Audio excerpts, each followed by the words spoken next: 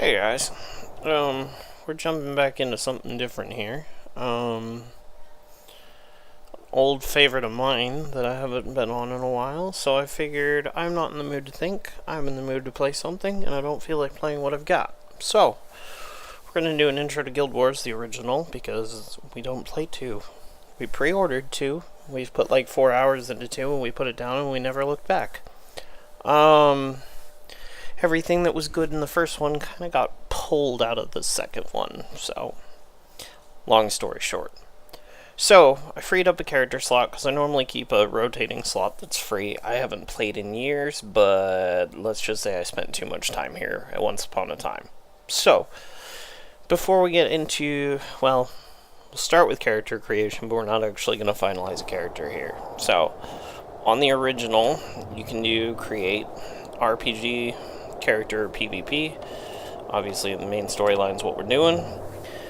So I have the original 3 campaigns here. Prophecies is the first one, Factions, and then Nightfall, and then they did the expansion for Eye of the North before they did Guild Wars 2. So, depending on which, like if we go to Nightfall here, we've got the basic classes here: Warrior, Ranger, Monk, Necro, Mez, Ellie, Paragon, and Dervish. The different campaigns give you different options. We'll go into that a little bit further here in a bit. This one, you get the Assassin and the Ritualist, and then Prophecies is the original campaign, so the base ones. So, one of the unique things about Guild Wars is you get 2 classes. Your primary class and your secondary. When you hit certain points, you can change your secondary out at will, as long as you're in town. Gives you access to all the skills and everything else. Twitch is running an ad here in a minute, so I'll just hold as soon as that starts so we're not missing any of this, because it's actually important for character creation.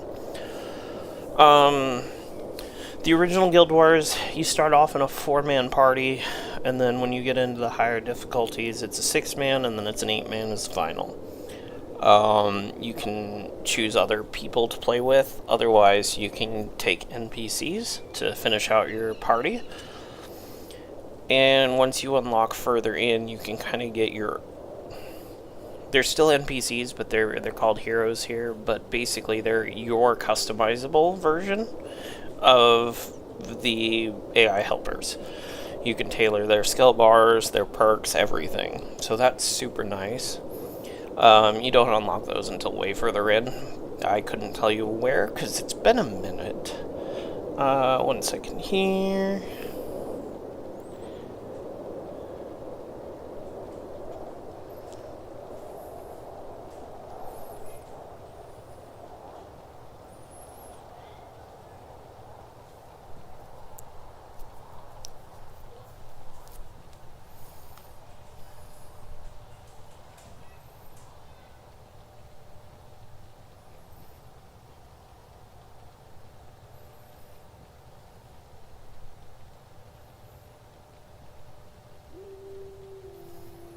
Alright, cool. Ads are over. So, Warrior, you highlight, tells you at the bottom. Master Melee Combat Heavy Armor. Ranger, Archery, Beast Mastery and Attunements. Monk is your healer class. Your primary healer class, I should say. Necro's, well, it's a Necro. We can kind of figure that one out. Mesmer is almost an anti-caster. Master of Illusion, Misdirection, and Control. Got a lot of CC impacts, interrupts, that kind of thing. And the Ellie is your mage. You can spec water, earth, air, fire. So, different skills, different bars. If we jump back out of here, go to Factions, obviously the Assassin's an Assassin. The Ritualist is kind of spirit-based. You can play it as a healer, DPS, all kinds of things. There's a lot of that, but I'm not going too far into that one right now, because we ain't going to be playing that one right now. Then you have your Paragon here, which is another... almost like a paladin. kind of gives you an idea there. It's kind of a support, inspiring, almost a buff class, but... And then the Dervish, main weapon Scythe, lots of spin attacks, and that kind of thing. So, quite the character customization. The original campaign was definitely based on balancing skill sets between the party members, and also your individual bars were retailored constantly for whatever you need to do in the mission. So, before we go further into that, we're going to do a quick detour. So, this is my primary healer. We're going to load in on him so I can demonstrate something really quick. One of the main towns here. So, right now it's set to a monk ritualist, but as you see here, I can literally just go through and select any of the secondaries that I wish. Looks like I was set up for DPS last time I was on here. The Monk Mesmer is definitely the strongest healing variant, but there's a lot of customizations. So, what we wanted to go into here is the attributes. These are essentially your ability trees for your upgrades and stuff. So, healing is obviously healing, smiting is your damage, protection is, protection buffs, damage prevention, that kind of stuff. This one, however, Divine Favor, I have no points in it right now, so let's change out all of these. You can customize these at will depending on what you need to do. So, this is the monk's primary skill tree. You only get access to said skill tree if this is your primary class. So that's how they kind of balanced it. There are perks to making sure your primary class is your primary class. We'll go through that a little bit here. So, for each rank of Divine Favor, allies are healed for 3.2 whenever you cast monk spells on them. And then it boosts the healing purpose. So if I stack this out to 20... it's still 3.2, but now I have a massive amount of buffs on certain, like this one here. So let's downgrade this. Divine Favor ability. So all of these get buffs. This is a primary one. 13 seconds. It goes up to 49 seconds stacking that one out. And then, like I say, we can literally switch through these. It unlocks different trees and different skill bars as I go through all this. So, the monks is the Divine Favor. If we bow out of here, and yes, this is an old game, so things are a little wonky. Jump into the Mesmer. I don't remember all of the trees. I remember most of the trees. Like I say, I haven't reliably been on here in like 12 years, plus or minus, but... So, Domination is the primary one here. No, it's not fast casting, it's in a different spot. So that one decreases activation time of your spells and stuff. Illusion, Dom, and Inspiration are your general trees. So, this just allows you to spam off faster. Once again, only get it if that's your primary. So, there's a lot of interesting balancing that can be done that way. The Necros tree is basically death related, so anytime things die around you, you get bonus energy and health. I don't remember the rest of them right now because it's not important. The Ellie gets an energy regen tree, so just passive energy regen. His energy regen abilities are stronger, that kind of stuff. So, that's kind of that. As far as the game itself, it's not really an MMO per se because it is party-based, but it's got an open world, it's got loads of achievements and titles that you can grab, all kinds of stuff on that front. I think it says I've got almost 900 hours in here, but I feel like that's a little under by at least 500 hours. So, Lots of things to do between the different campaigns, and then you can basically, each of the campaigns is on a different continent, so you can go to one of your central towns, hop over, and then run the storyline for the other campaigns. So, we're going to jump in and make another healer, because that's definitely our dominant one. Male, female, basic customization, facial, hair color, all that stuff that I don't care about. Facial features, skin colors. Cool. Emblems for your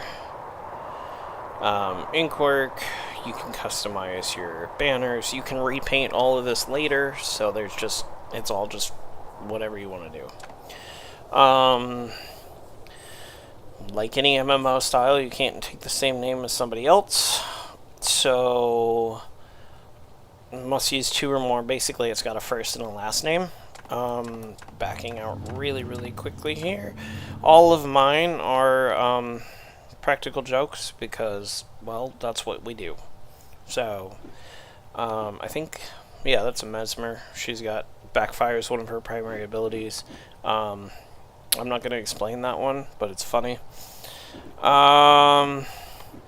Scythe Sharp for the Dervish. Sneaky Stabby People for the... Yeah. We made stupid names for our characters, because that's what we do. So...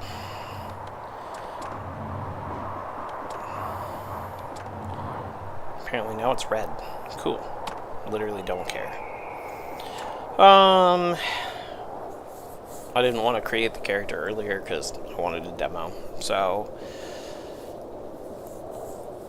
let's see. What do we play on?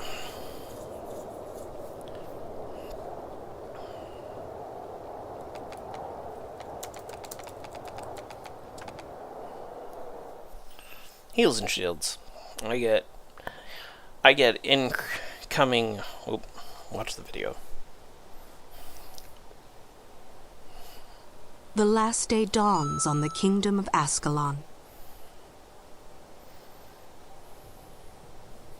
It arrives with no fanfare, no tolling of alarms. Those who will remember will speak fondly of the warm morning breeze.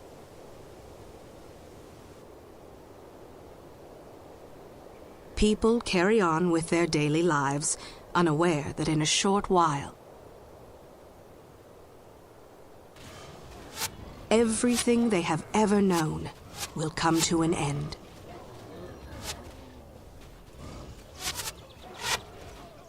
Scribe? Yes, my lord. These Char are relentless, but we shall hold the wall at all costs. Yes, my lord. Take this message to Sir Titus. Go forth and recruit the strongest, the smartest. Bring to me the bravest in all of Ascalon. Find me the heroes who will lead our kingdom to glory. As you command, my king.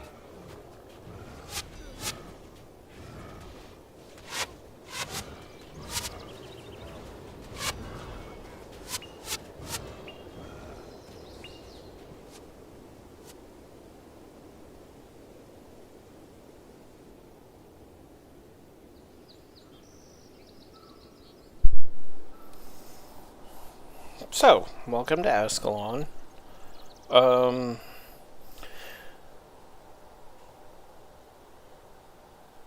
Without saying too much, there's a pre and post Ascalon. Once you leave pre, there's no way back to it. So you'll get a quest later on that tells you, hey, when you finish this, you ain't coming back.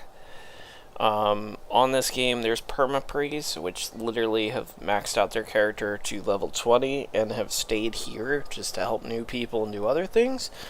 I've never done that because I don't care that much. As far as movement controls, left click and then right is your camera, so generally it's both fingers on the mouse and you can just kind of steer where you need to go. So, looking for Sir Titus, get XP, get gold. Minimap, this white bubble is your aggro bubble, super useful later in the game when you're trying not to engage things. If an enemy's dot crosses in there, you're in aggro range. little green markers, these are NPCs. The blue ones are actually people. If you hold control, it highlights people. Alt highlights NPCs. So if you're looking for something, you can just kind of hold both of them around and scroll around. A lot of them aren't useful, but, you know, it is what it is.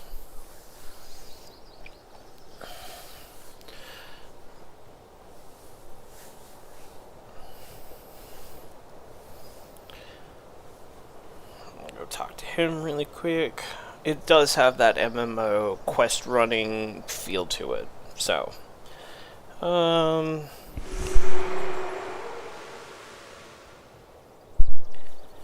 king needs people for the army. Go talk to the monk so you can get monk training. Got it.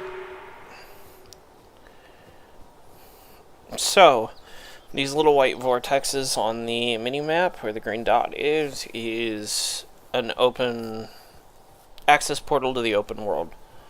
When you leave a town, you leave with whoever's in your party. So you don't run into other people. Obviously the NPCs, the AI are all out there, but you won't run into random other players out there. So it's kind of interesting. Each time you leave town, the world's your own.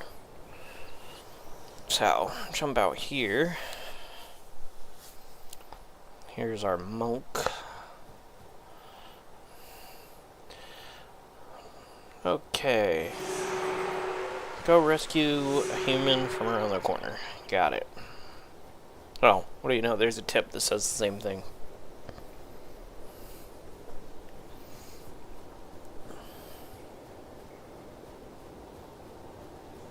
Are you not gonna give me anything? Do I get it when I return her? Must be, because there's no other quest markers down here. Okay. Like I said, it's been a minute.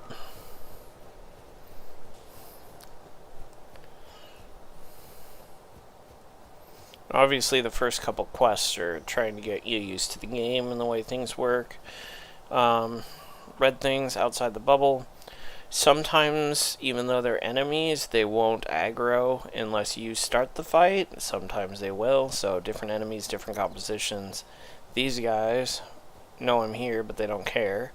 And then other times, sometimes when you attack one of them, their friends will come help. Sometimes they don't. Fancy graphics over here. Ooh, stuff to pick up. Early game, pretty much want to loot everything, because you break it down into resources you need for crafting later. Oh. She's not going to leave until we clear out the other one. Okay.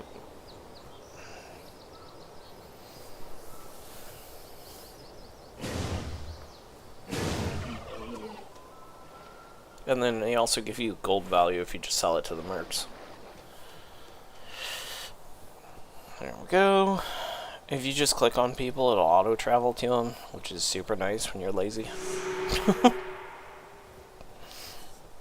Otherwise, I think there's an auto-run, but I don't remember what it is right now. 'Tis been a long time. I used to have all the paths, all the maps, all the missions, all the bonuses, and everything memorized, but, to be fair, I started playing it looking back. At least some of it.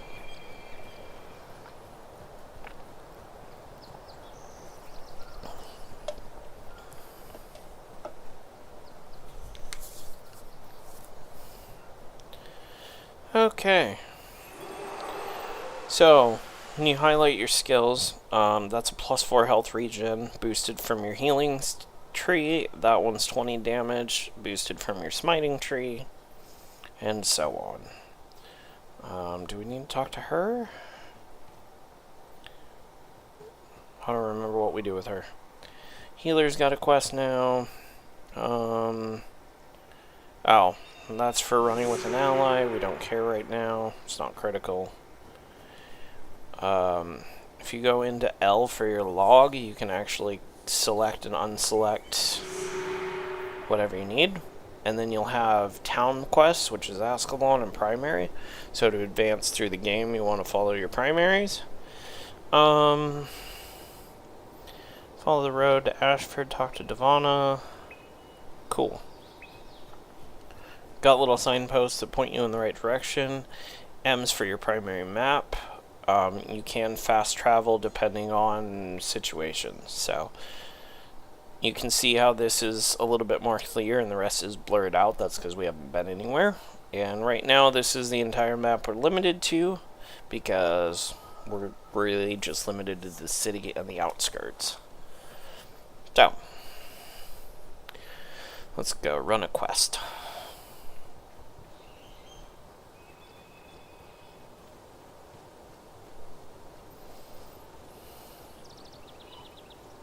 It's a lot of walk here, go here, do this.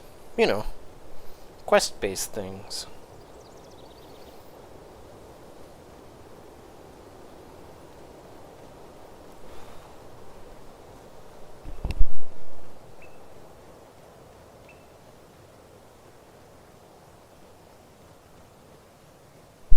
Fancy looking trees.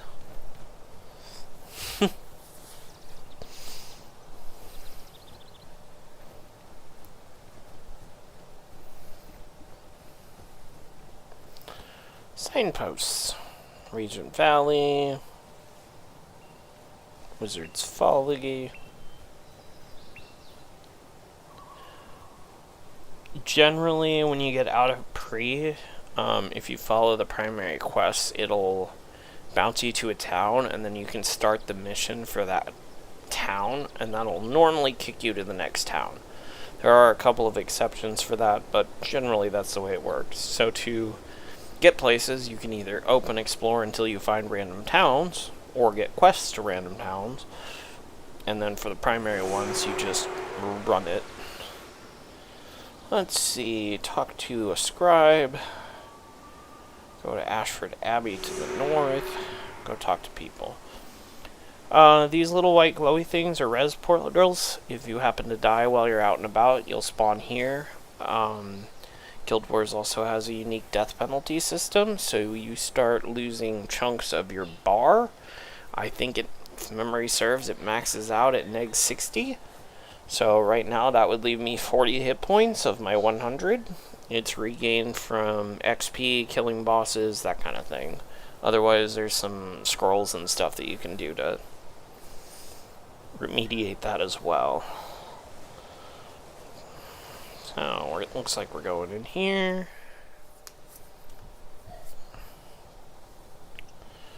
Mirak. Talk to him. He's got the quest bubble. Talk to some people. Cool. He wants us to deliver a message back here so we can just travel from town to town.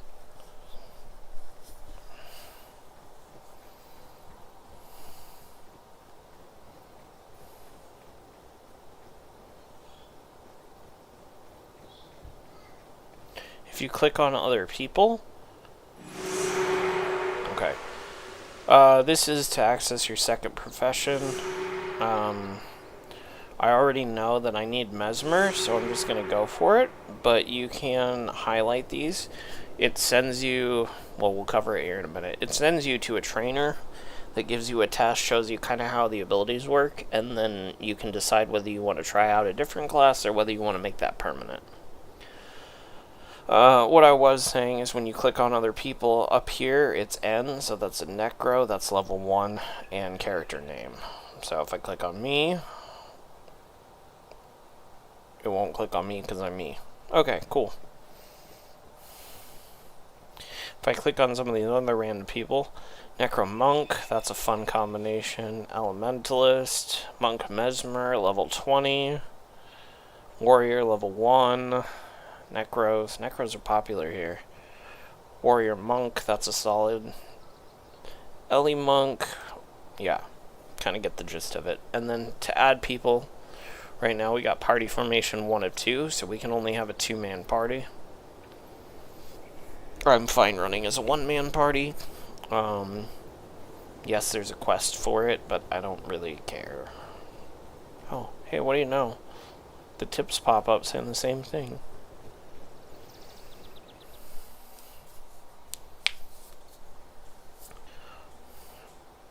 Obviously, you don't have to do all of the quests, but they definitely unlock quests Menlo and Ashford.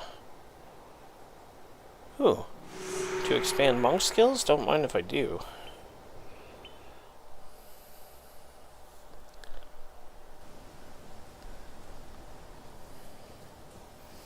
Problem is, inevitably they want you to go somewhere and do something. Simple healing spells. So he's got a couple of quests.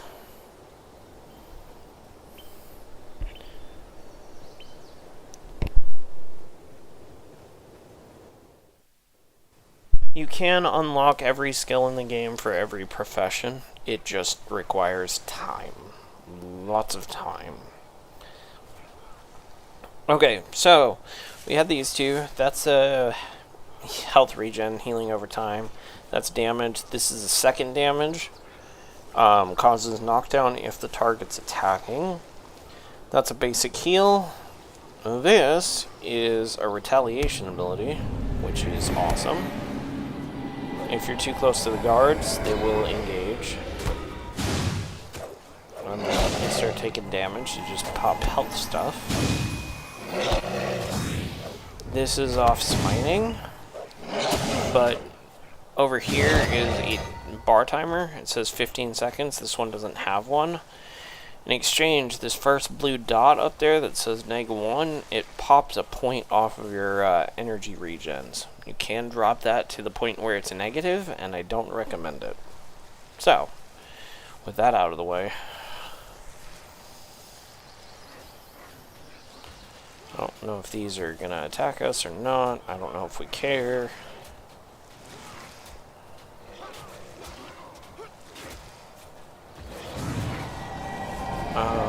Because whatever it is we're doing, these are hitting a lot harder. Kind of like reference paladins periodically, but clerics might be better as well. It does more damage to certain units. Okay, we just got a boost on our skills. So K is your skill menu. Profession we can't change because we're not in town. Skills can't be changed while you're not in town. So, for right now, we're going to stack a couple points there, a couple points here, and it'll be fine. So that's going to boost our damage output right here. And then obviously you can see you've got a recharge timer on your bars. The rest of this is just auto attacks.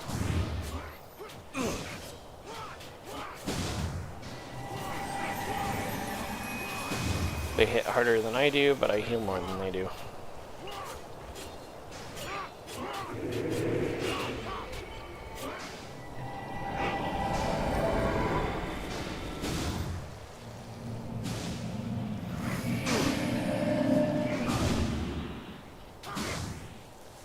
Lots of damage over time, AoE.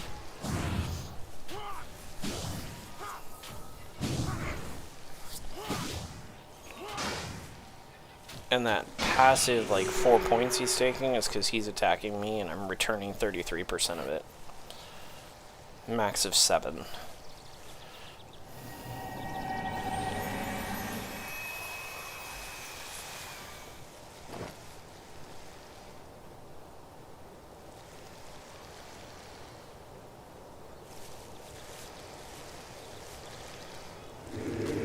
Level 0 worms. Woohoo. You can't attack them if you can't see them, if they're underground, whatever.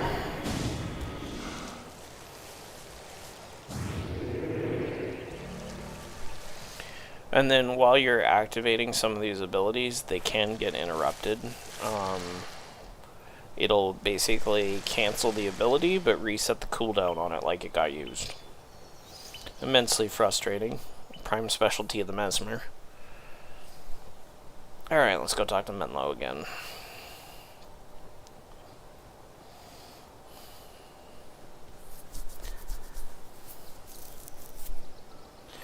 Yay! Okay, where's the next one? He had multiples, didn't he? Yeah.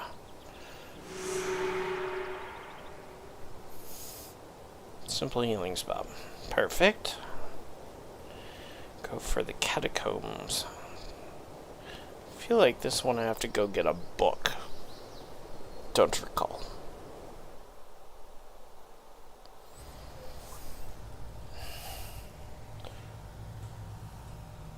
Well, that's just not helpful, is it? Go with Paulus. Use your healing prayers to make sure he survives. I'm going to assume you're Paulus. Hey, what do you know? So I can put this on him now. Still drop me a point. Now it shows up down here. Because the top left is buffs on me. It'll also show debuffs, because debuffs are definitely a thing. So my job is to not kill him.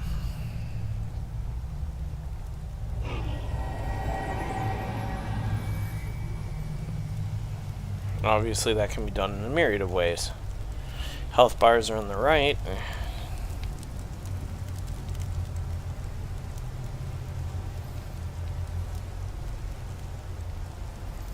And you can see the little swirly thing around him saying Retribution's up.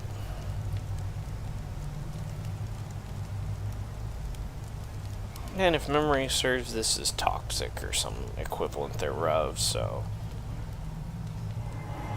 Yep. So now we got a debuff. Lose health over time.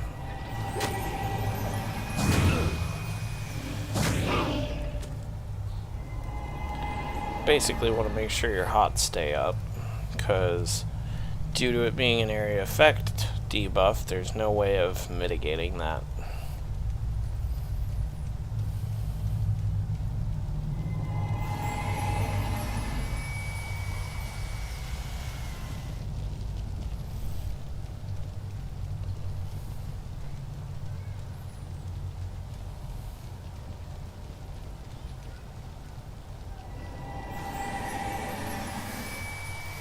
And the yellow arrows over here means there's some sort of a buff on them.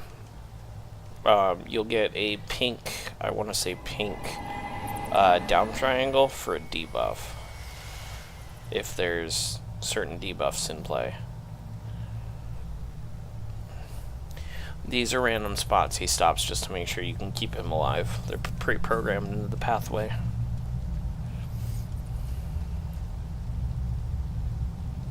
We have to light those on the way out, if memory serves.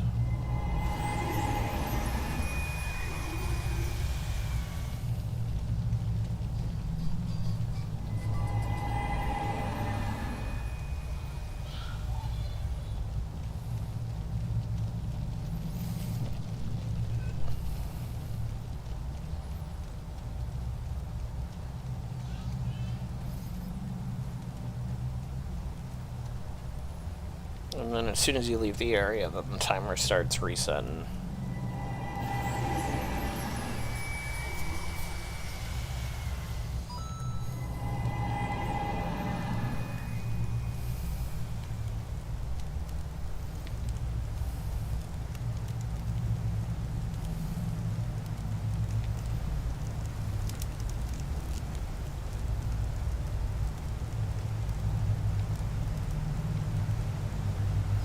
And no, this game won't let you fall off of cliffs. Invisible walls. Not saying we haven't all tried it, but invisible walls. Looks like we're going up here. Another res portal. Ooh. Is it this? So, you died 0 time and gained 3,000 XP since death. There is a... I think there's a permadeath mode, but there's a title for a survivor, which is you haven't died. There's a Necro in here. What's the Necro doing over here? It's probably a skill trainer for the Necro. Yep. Cool. Don't care about that right now. Not doing that quest line anyways.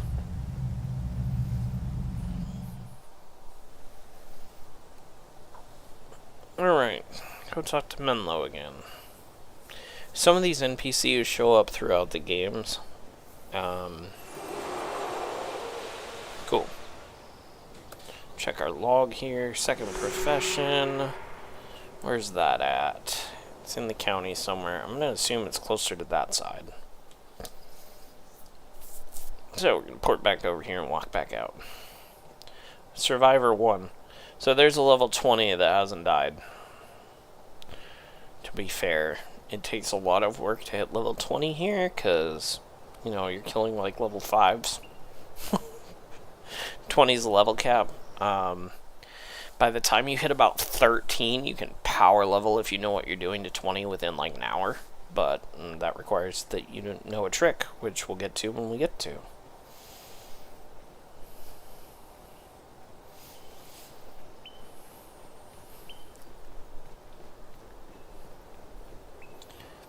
Alright, there's our Mesmer.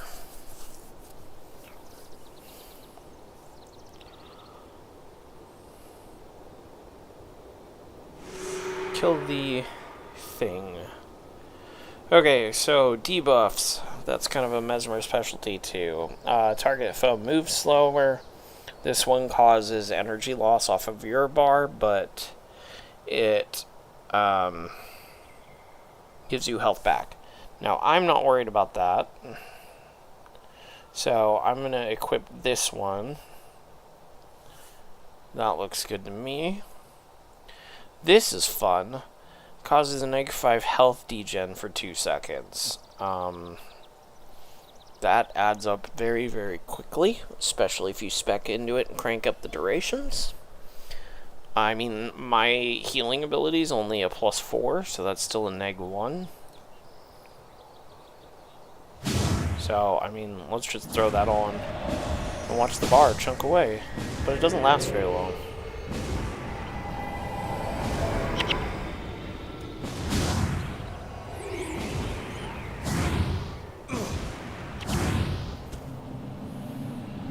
Forgot to put my buffs on before I went out.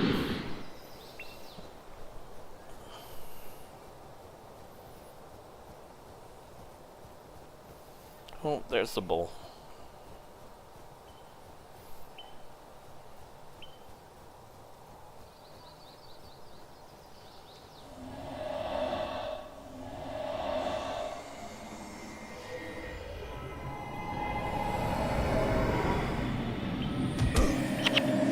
Goodbye.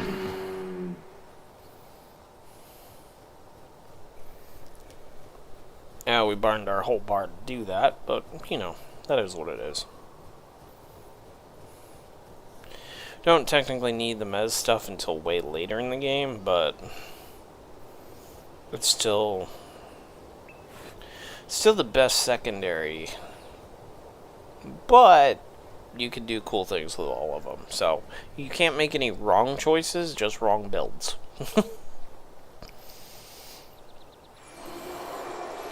So, that was, you have the choice to accept to be a Mesmer, or not accept, and to pick further. So now I show up as a Monk Mez. This little disk drive, you can save skill templates, load templates, that kind of thing. So if you have a specific customization, it not only saves all of these, but it saves your skill bar, which is unique and super helpful. So if you have a monk bar and a mez bar, you can save them separately and not have to worry about how did I have this set up. So super useful. Alright. Now, for the moment, we're going to keep this ability because we don't have anything better, and I don't use movement debuffs for anything. So, we're good on that. In here, now we have the Mesmer trees, so we can upgrade those as well. Not critical right now, and then they show up under your stuff here. So, moving on with the main line here.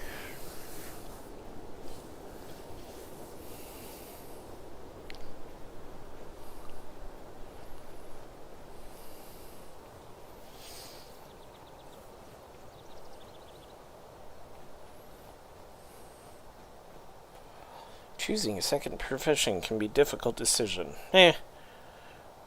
There's no right or wrong choice. Every combination of professions has its unique benefits. Yes. Alright, go find Sir Titus. Look, I found him. Almost ready to set out. Cool. So, this is one of those red memos. This is a final decision. So, once we leave, you're not coming back here. If you have unfinished business, attend to it. Cue a mission timer. Wish there was a way to make it faster, but apparently there's not.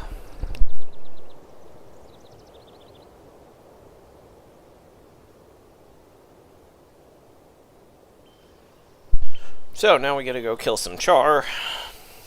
And a few other things happen that I won't ruin at the moment. And then we get to start the actual game.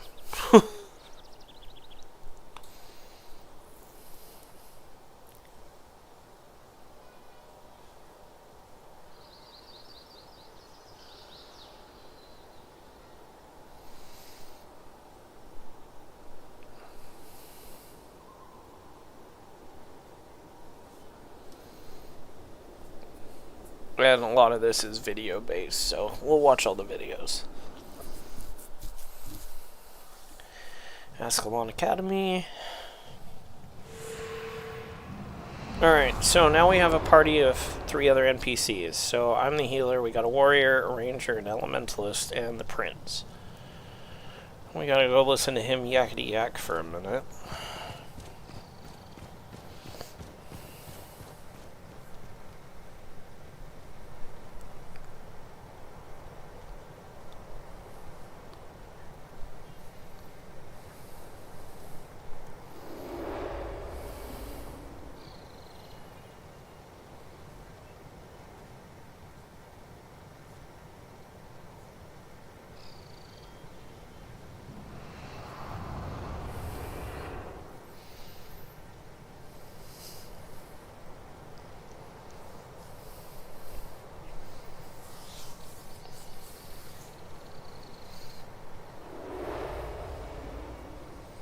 Woohoo!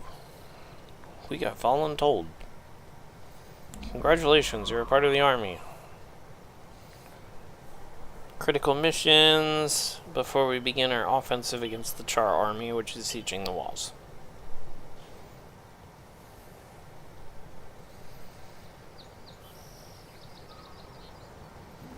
Yeah.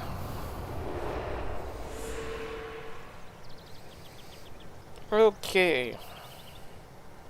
Putting that on me. Don't care about the warrior. Can we go now?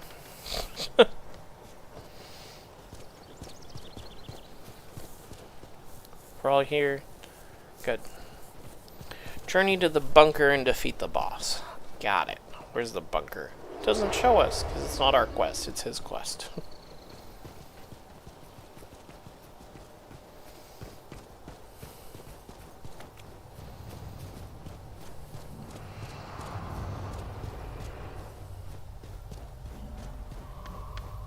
Your skill bars are keyed 1 through 8 as well, so...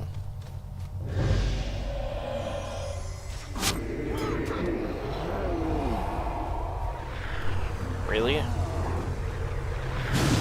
Apparently he's gonna start with the heaviest hitting thing in his inventory.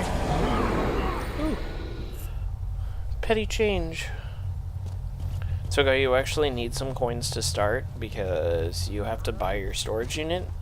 There is a storage unit that's shared across accounts, but you still have to buy access for it on every character, which is moderately annoying.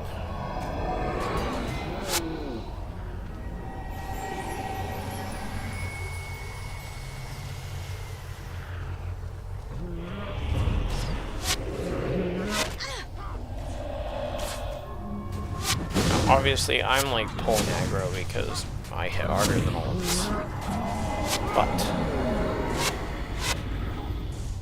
that is what it is. You do have range to factor. If you're too far out of range, your character will auto-migrate closer. Certain abilities have certain range differences, different weapons have different ranges, you know, that kind of thing.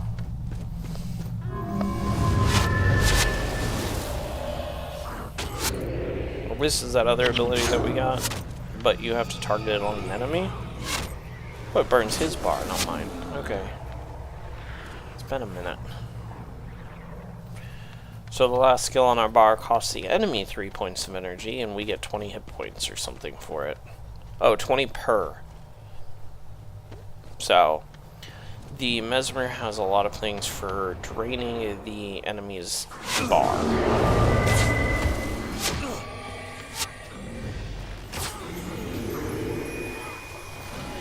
That's an AoE.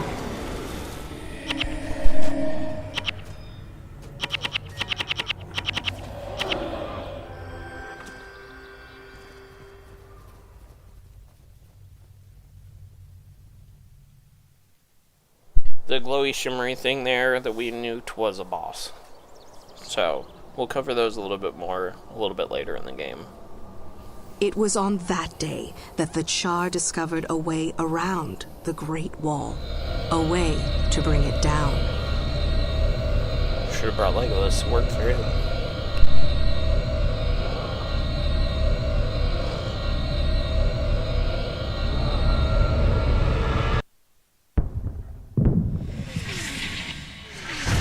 Step off for a second to deal with something with one of the kids, so one sec while the video's rolling.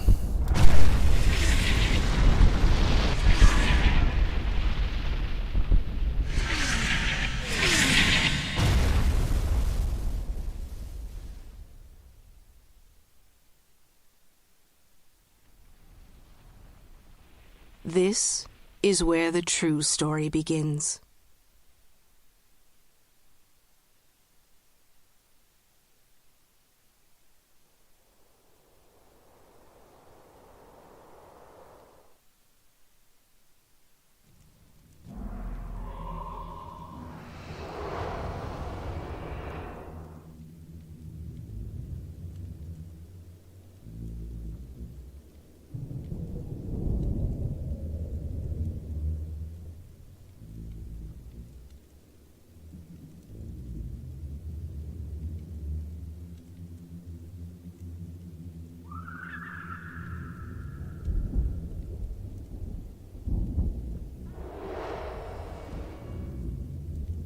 So, as with every story with a giant wall, somebody blew a hole in it.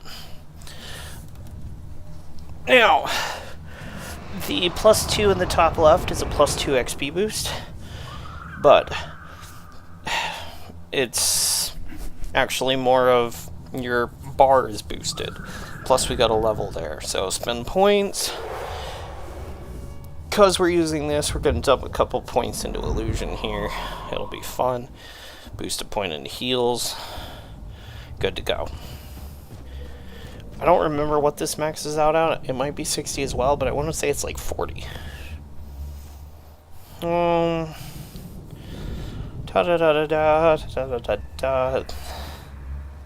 Talk to War Master Titus. He's in his usual place in Ascalon City. Got it.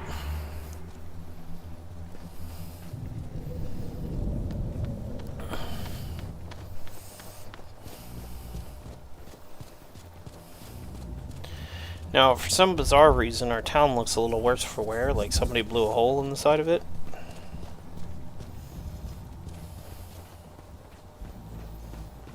So, it looks a little less nice and shiny and a little bit more burned down. When you get done with a mission, if you didn't pick some other stuff up, it will actually allow you to reclaim it. So, this is actual Ascalon, no longer pre. Here is your AI henchmen. We still have them in the party.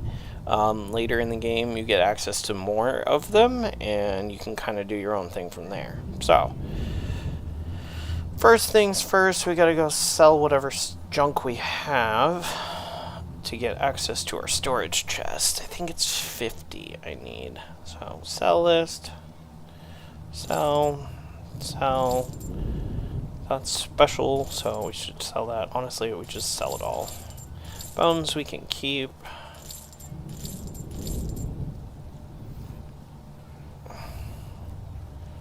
Let's see if we have enough.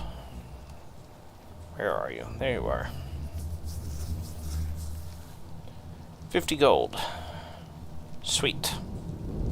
So, now we have access to these. It is completely filled with useless junk, and I don't remember if you have to buy the additional pages or what. It's been a long time. So I do have some stuff that's useful. A couple of scroll boosts, core resources. There is a material anniversary storage. That's new. There's a material one. 20 plat. That's 1,000 per. Why is crafting material storage? Thank you. I don't have enough gold. Here, let me fix that.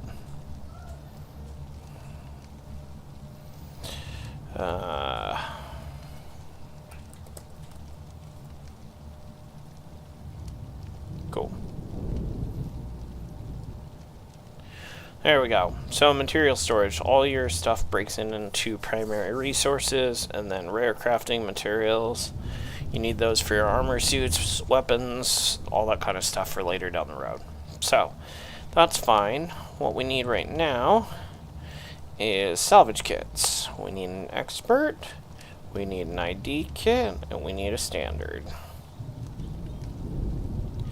So you can break almost everything down. Expert salvage kit allows you to pull runes and stuff off. ID kit allows you to identify obviously what's on it, and then salvage kit is for just breaking stuff down into primary resources. Since we're here, let's see, what do we have that's running divine? Nothing is running divine, so a single point is effective there. We're doing heals, illusion, heals. As you see, the higher these go, the more points they cost. So, that'll work. That gives us a 4-second -5 debuff, so that's really handy.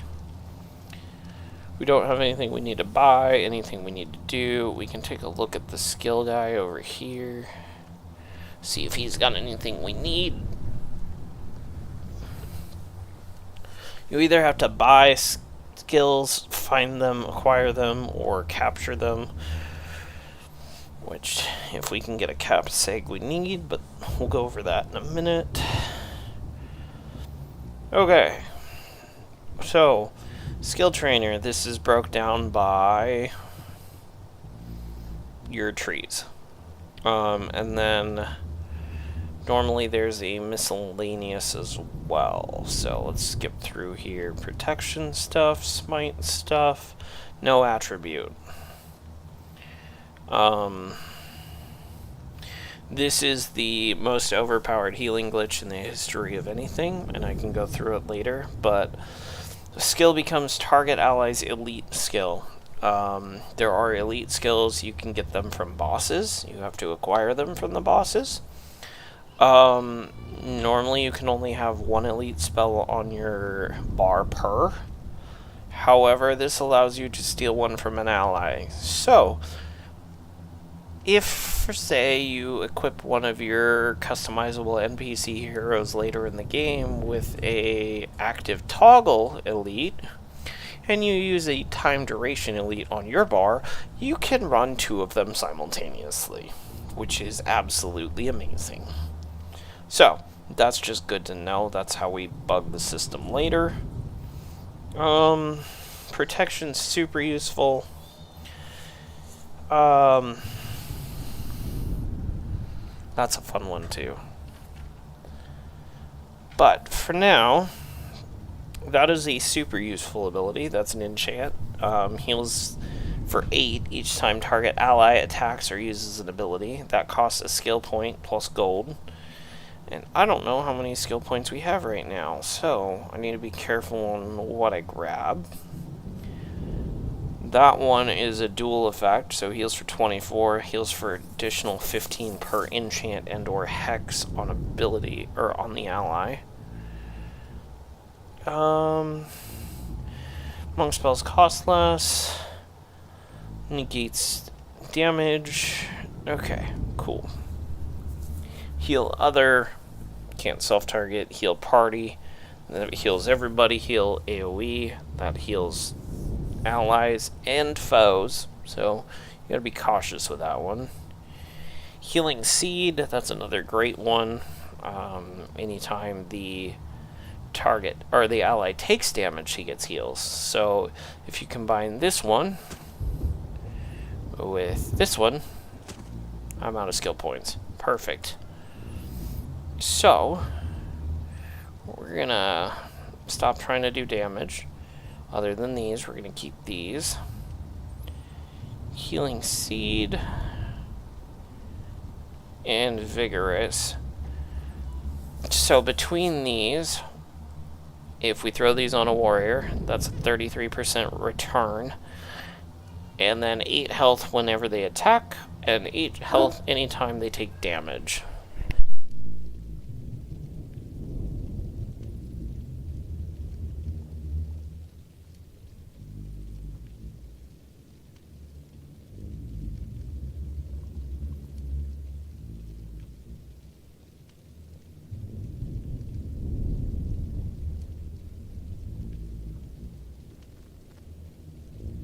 So over here, this is your bar for energy regen, this is your energy cost, this is your time between... No, it's not your time between uses. I don't recall what that timer is right now. This is your duration, your reset.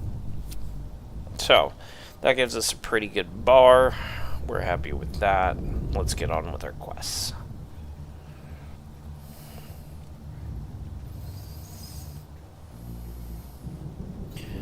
I had a buddy of mine once upon a time that I think he was level 9 and we pushed him through the end of the game.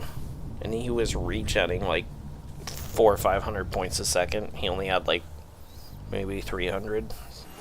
He was like, I feel invincible. I think, yeah. That's what happens when you have a level 20 healer with you.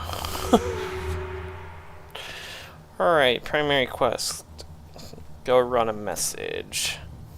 So, it does break down what you've done. Go to Old Ascalon, deliver the royal message, and then it's got the actual long version of what you're assigned to do. So, you don't have to read everything, just check bullet points if you got any questions.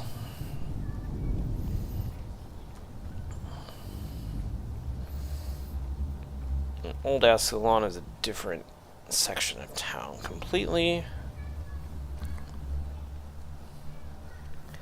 As long as the AI are in the party while we leave town, they'll stick around, so. And then if you need to kick one, invite one, whatever, you can do all that. Otherwise, if you hit leave, you leave the party. Search, I don't remember because I haven't used it.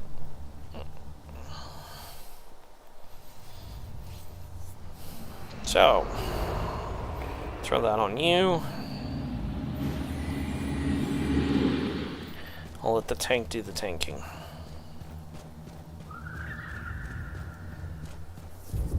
Albeit we're just walking around the corner, it looks like. Hello. What do you know? I'm the one still drawing aggro, and I didn't do anything.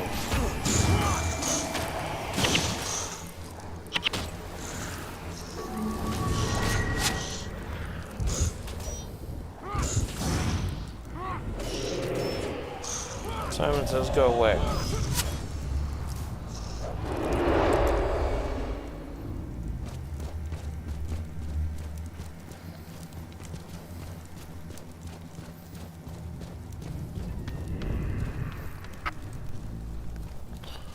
They pop out of the ground like daisies.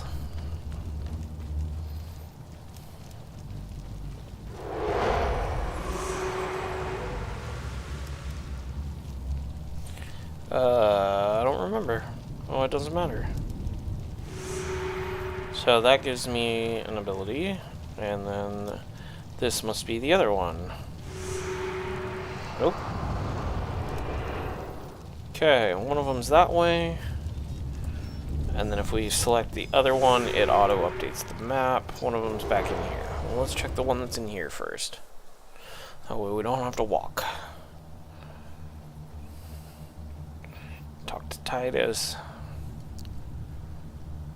Defend the wall. That's the primary quest.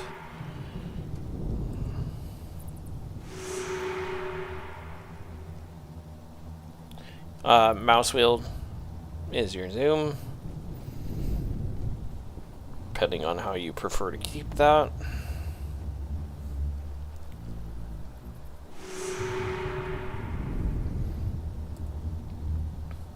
Return to the ambassador.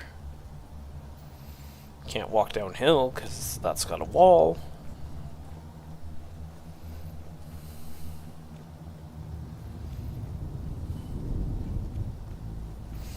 So, I mean, it's kind of a cool blend of open world feel with MMO feels to very much quest-based and story-driven. So there's, you know, a story through all the campaigns, which is kind of unique. And then just sheer customization of abilities and stuff is... it's kind of in its own little bracket. Now we gotta run back up the hill, go turn in the reward.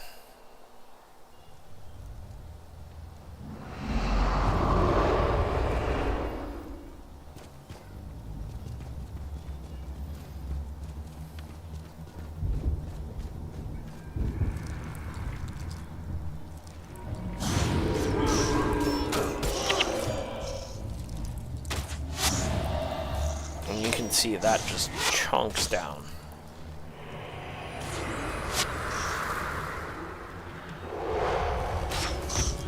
This is obviously one of our fire Ellies, so he's basically doing a fire rain.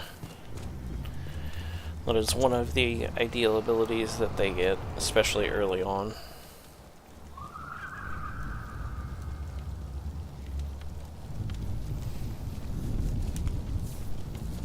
Alright. Energy tap. So this is one of those weird ones. This is a self-impact, but you burn 4 energy to get 8. When you get that high enough, you can burn like half your bar to restore your whole bar. This is another -1 energy. Oh, it's an activation time. 2 seconds to activate. It's a really nice ability, but it's not for the build that I'm running. So, we're going to ignore that and go back to town.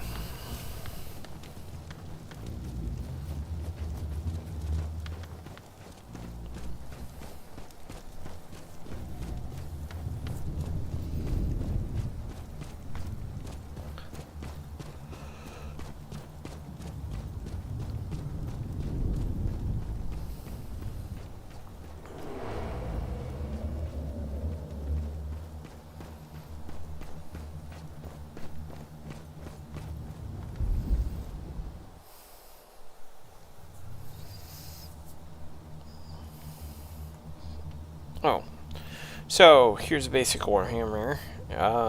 Anything in blue, see, it won't let us use the expert kit because there's nothing to take off, there's nothing to ID, but it will still let us ID it. But, oh, it won't let us break it down either. Weird. Normally you can break them down for resources, but for whatever reason it's not letting us.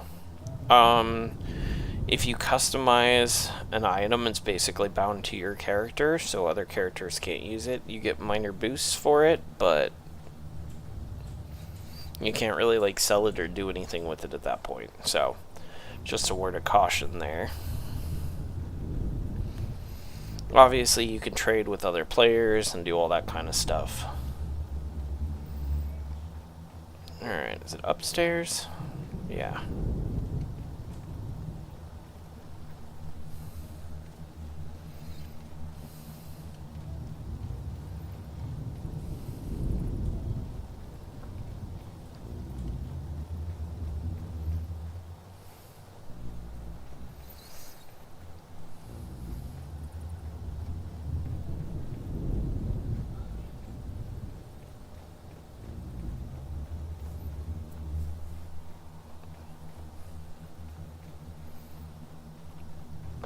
this should be our first, like, mission.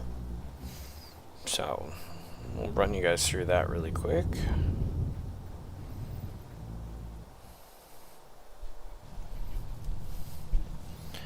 Okay, so now we're in a mission zone. So now we've got the enter mission.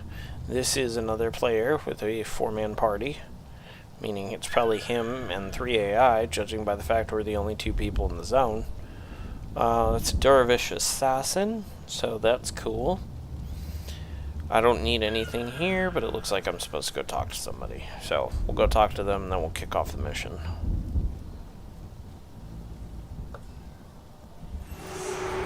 Yay.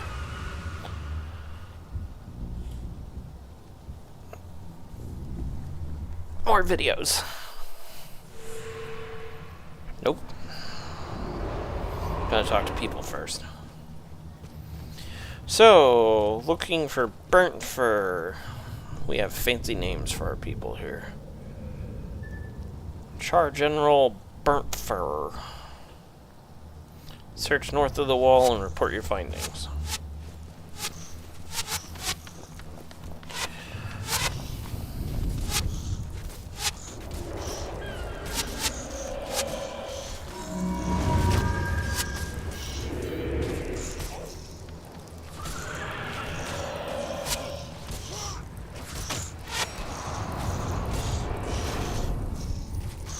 Gold coins.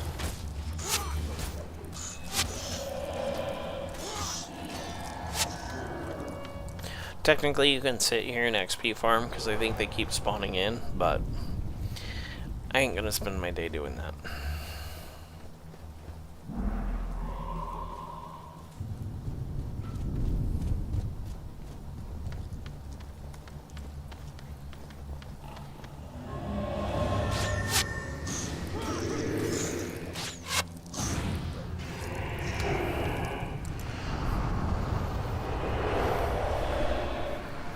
The NPCs here, you really have no control whatsoever. They just use whatever they've got, and they don't do it intelligently at all. When you get your heroes later in the game, you can actually tell them to either auto-use or don't auto-use any of their abilities, and you can add them as spare hotbars and literally just run them all yourself. They also have some sort of pattern recognition sequencing, so they do kind of learn eventually. This is old AI, so it's not exactly what you would say 100%, but it helps.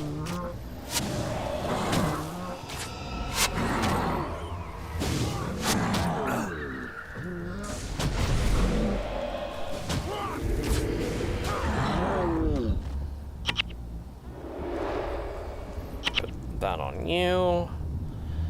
It's a 10-pointer.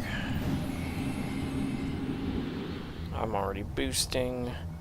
So that shows blue but unidentified. So we go here, we identify it. It tells us that it's a plus health 29 when you're enchanted with something.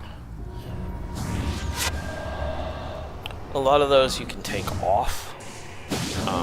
You can re-rune and do that kind of thing. So later it's useful. I've got a chest with some runes in it, but I think that's because I think the last time I was on, I was preparing my assassin, and Nightfall is a really tough campaign to play with just NPCs. And there's less people on this game than there used to be. Still a surprising amount, but a lot of them are the original players, and then they tried the second one and said nope, and came back. Otherwise, there's a few people that we've managed to pull off of 2 and bring back to 1 because 1 was better.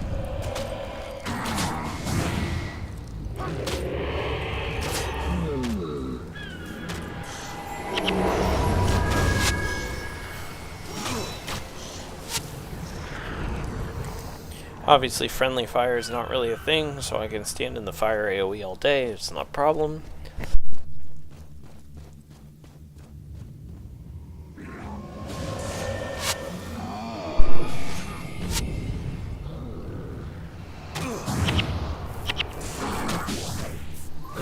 Wait on our energy read in here.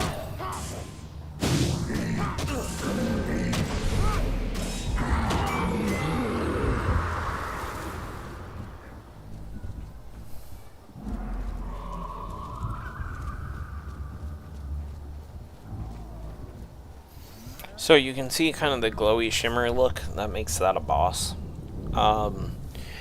In the later ones, the bosses have special abilities. You get a capture signet that you can put on here that allows you to capture the elite abilities of certain bosses. Well, actually of all the bosses, but if you're looking for a specific skill, it has to come from a specific boss of a specific class. So that's something we'll get into later, because we don't have cap saves, because we're nowhere near that level yet. I don't know why I buffed the tank. I'm the one getting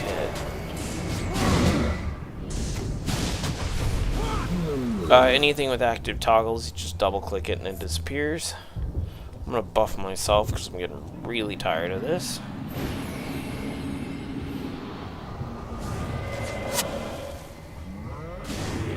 Healing signet, so that's a warrior. And yeah, it's really annoying to kill some of these because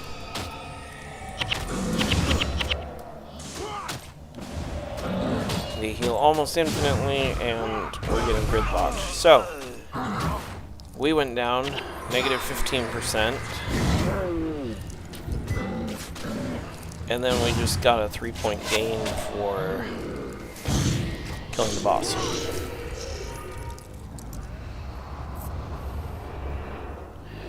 So it says you've been weakened by death. It knocks 11% off of your bars and so on. All of your toggles and stuff go off when you die. Nothing crazy beyond that. Here's a chest. Chest requires keys. Or lockpicks. I forgot about those. Some doors you can open manually. Most of them have levers. So, and pull the lever, Kronk. All of your missions have bonuses and primaries. I don't know if it tells us what the bonus is. No, it doesn't. There's an XP gain for completing the primary. There's a secondary XP gain for completing the secondary. This is ridiculous. I'm getting annoyed.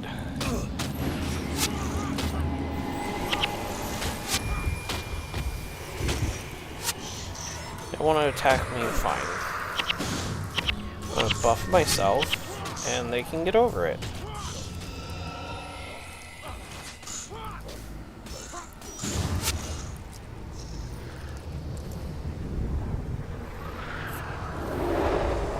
So now we're only at a 10% debuff.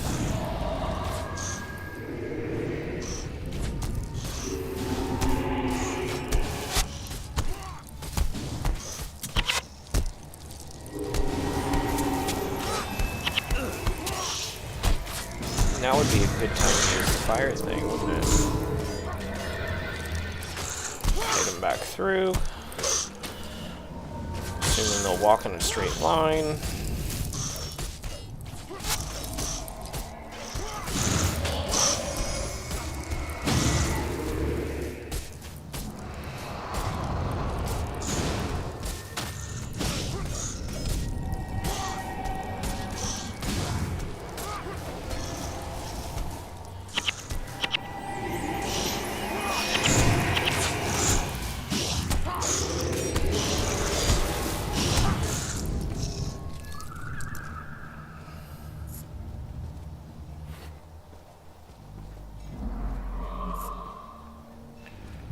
If memory serves, the bonus isn't off of this one, but it's off of the next one. Wreckage. I've been wrong before. It's just the other way to get to it.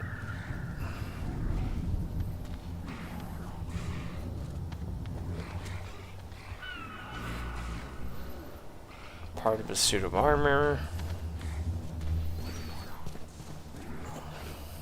And we'll go back up and go around the way we're supposed to go in, because that's a lot of stuff to take on otherwise.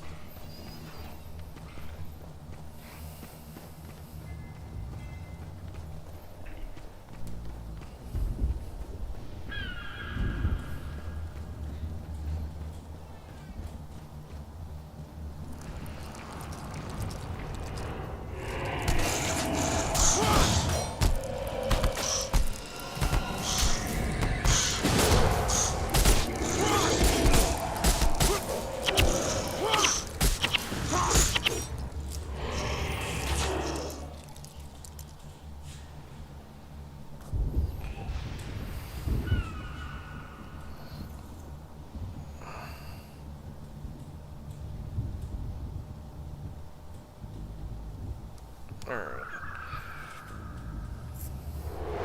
Obviously, none of your henchmen have, like, inventories and stuff, so you can't just load up your people. Not that kind of game.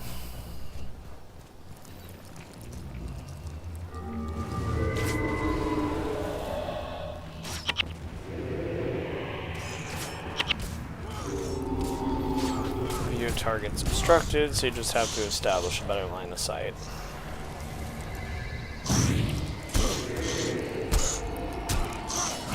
Shattered gargoyles or mesmers, those hurt. There's your debuffs running.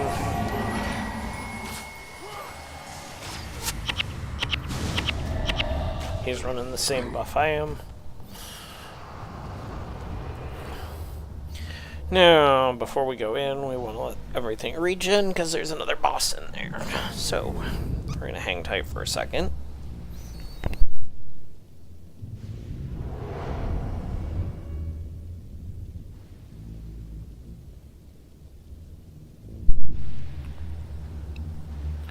Throw that back on. That's a third of our bar right there. See if we can pull these smaller groups.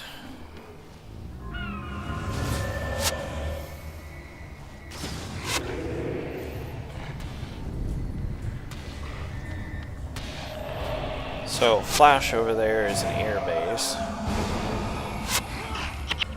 The Shatters are mesmers.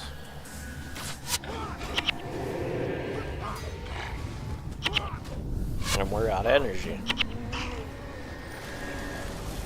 Because that's how it works.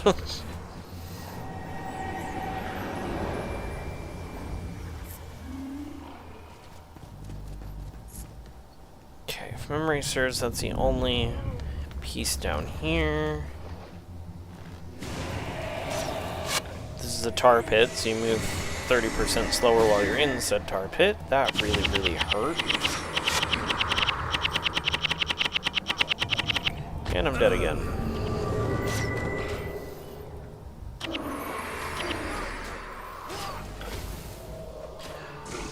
No, that's why. That's a Mez boss.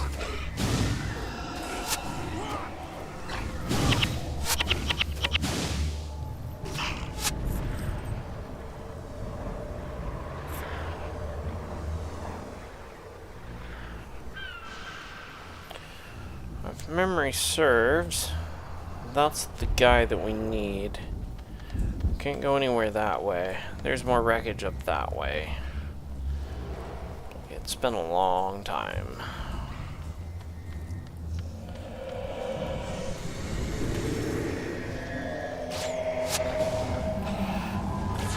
Oh, I move slower. Cool. I don't care at all.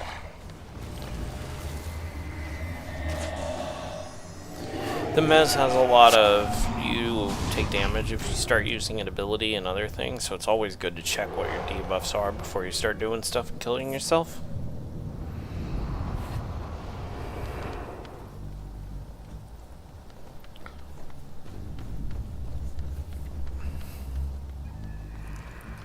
That's that way. These guys are right here. So you can cast abilities and stuff through walls, but you can't actually, like, auto-attack through walls. Don't ask me why. I don't know.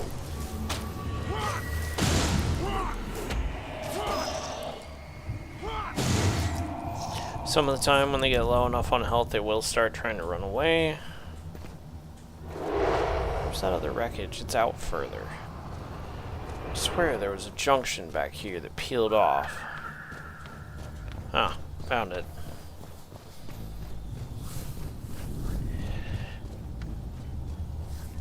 That's sad right here. But there's no point in doing that until we get the third piece, I guess, because I think the guy is back there too. So we'll keep going until we grab that one. Since we can see it, some of the time auto-pathing will path you correctly, some of the time it gets you close and then stops and goes, "Durr, I don't know what you want." So, just something to be aware of.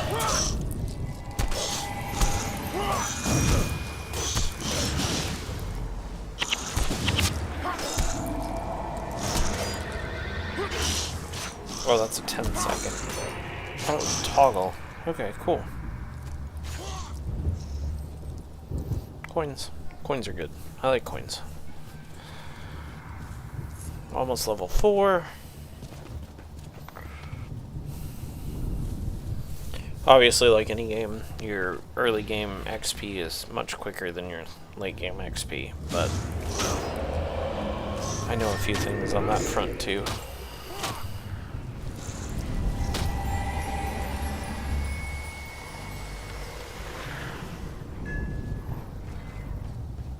I want to say it's only 3 pieces, and this is the second piece, and the third's back by the guy, so we're going to double back and go see about grabbing this bonus.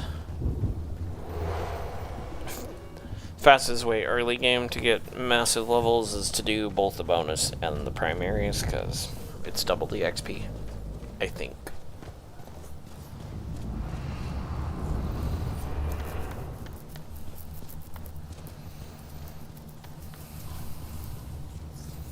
I feel like there was a third piece, but I'm pretty sure it's the third piece that's up here.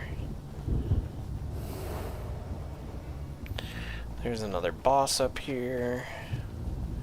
And we just aggroed.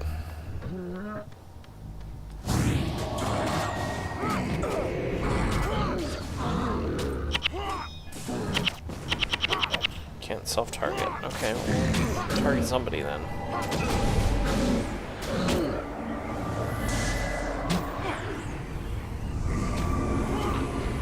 That is a necro.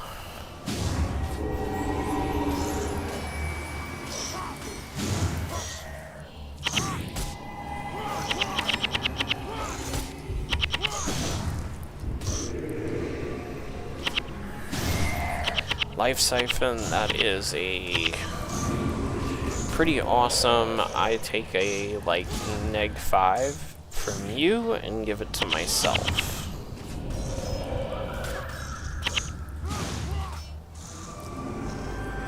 There's the next level. So for what we're doing, we go to healing. Honestly, prot.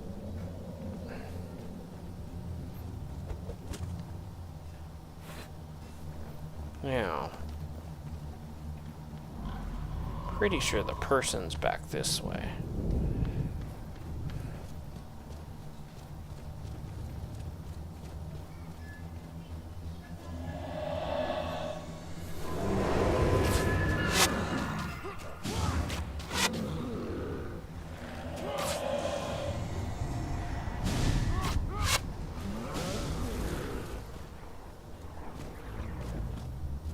Ah, there you are.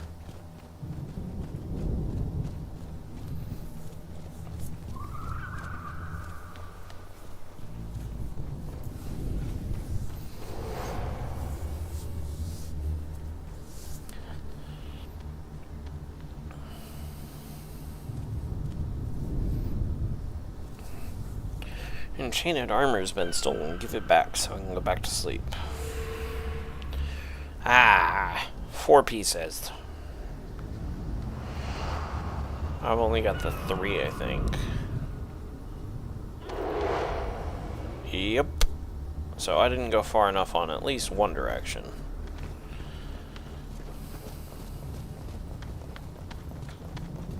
That figures.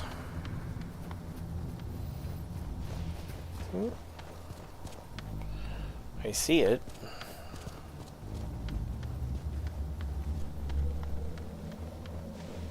How do we get there? Like, where is there?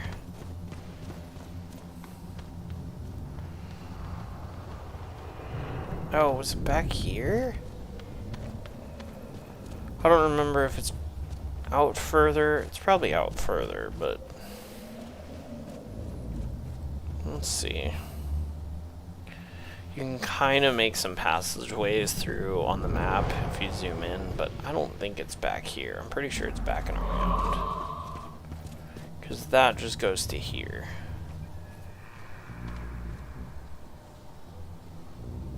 Pretty sure. Okay, it's got to be further then.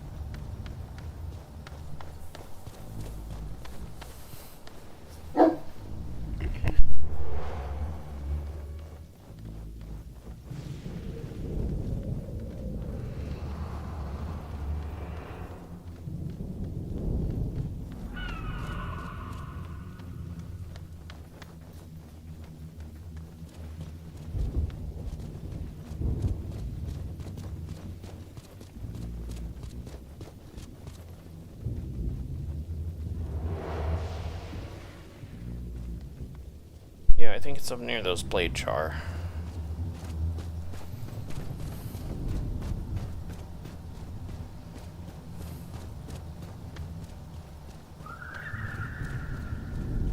But I don't know, it should be right in here.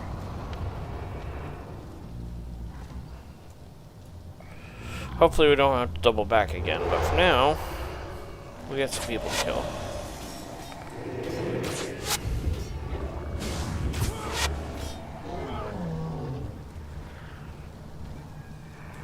Okay, you are gonna get that. We're gonna go piss off Burnhorn up here, which is another Mesmer. Who's absolutely not happy with me.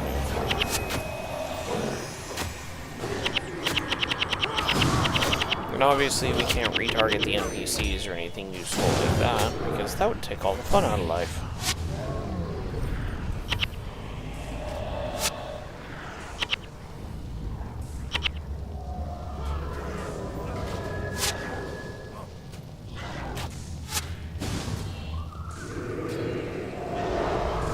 Now he's using the same ability, so he's gaining like 60 points of health for that.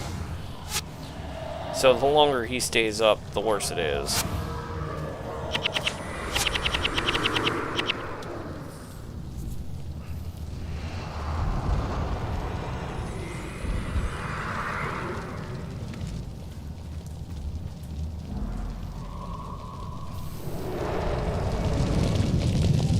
I feel like it might have been back further, but I don't recall. Because this should be the end.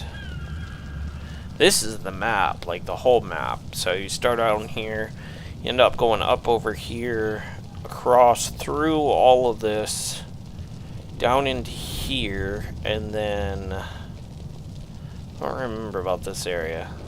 But then this is the final region. So I mean the map is huge on here. This is not where I need to be. Okay. Doubling back to the beginning, I guess. Because there is no way to get to the wreckage up here. So I must have missed it on that first junction.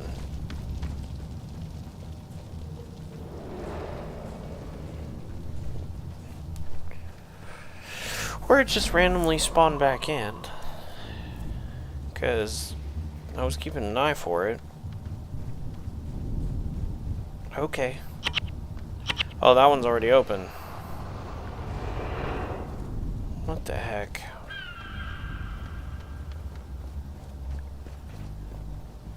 I don't know. It's not critical. We don't need it. It's just you need it for achievements and titles and stuff for later, but we can look on the way back.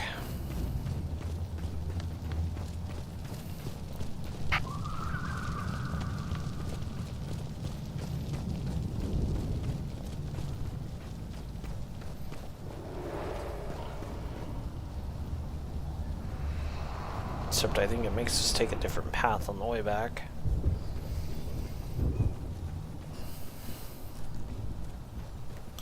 Let's see, what do you see? I see nothing. Let's keep looking.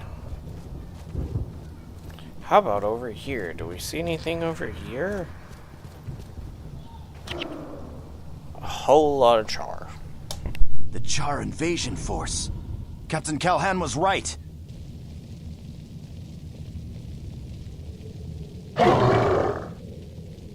Methinks they saw us. They've spotted us! Back to the wall!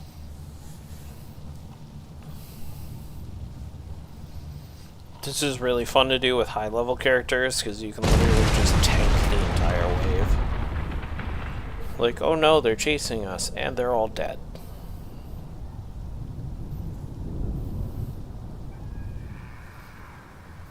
Time to go.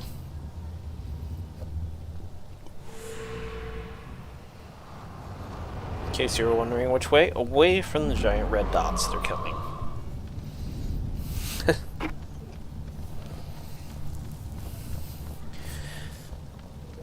There's like 20 of them or so, maybe more. You can stop and pick them off, but they kind of fall back a little bit to give you room to clear. So it's best just to go and run away. Clear what you have to.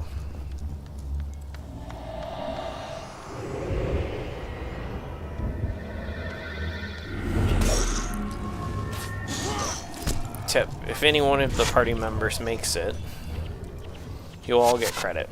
So, you can totally suicide the NPCs here, and use them as cannon fodder, and then you get to finish the mission.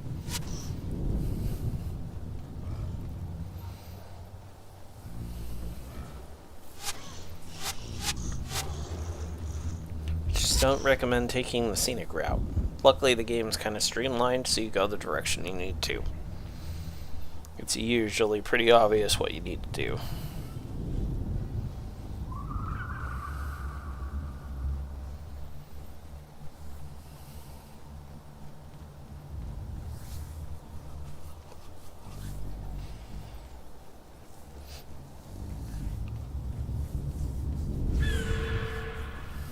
Report your findings. They're behind me. And they are not happy about it.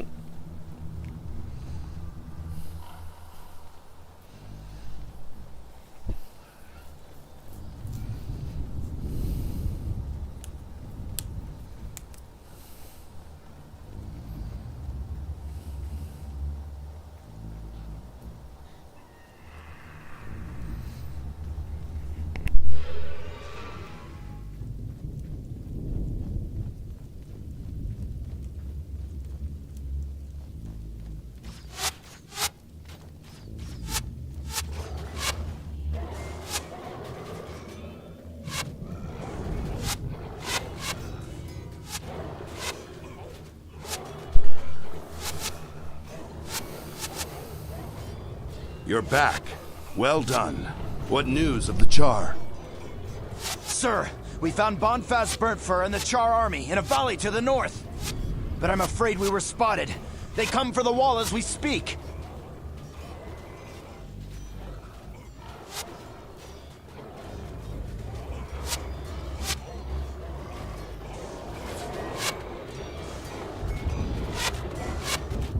There are too many. We'll never hold them back. The wall is lost. We must fall back. Retreat! Retreat!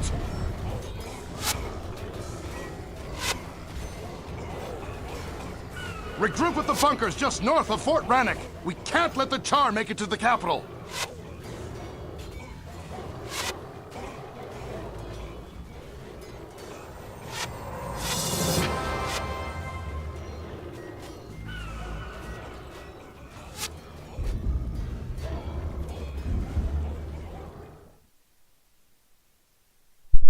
So we got the 1,000, we got the 1 sword, and we got a skill point. Had we done the bonus, we would have gotten 2k, both swords, and the 2 skill points. So, I don't know why it's not showing, but normally this shows with a... Oh, sorry, because this is the where we're at. So it shows with the one sword, so if you ever need to, like, actually figure out what you do, you just check and you're like, oh, I got the mission, but I didn't get the bonus. Go grab the bonus. So, now we have a next mission to queue up, and so on, but I am going to go see what we've got at the skill trader and see if we need anything quick before we do that.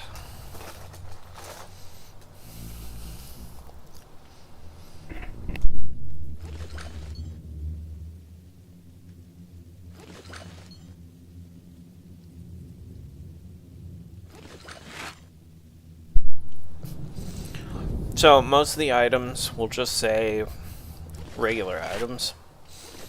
Some of them will say rare items or something of the nature, and you can break them down with the expert salvage kit to get rare materials.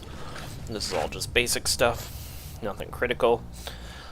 Secondary bags, backpacks, things like that. We'll go dump all those in our storage box.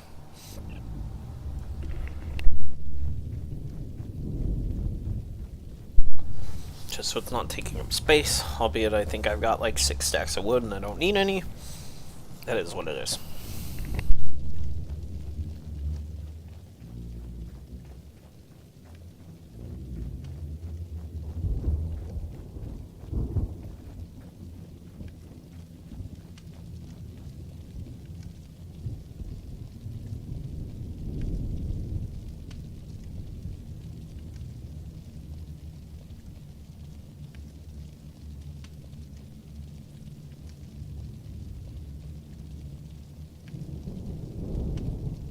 So these are some runes that I've pulled off of other things. You can use them to upgrade stuff as you see fit, but for now they're just in there.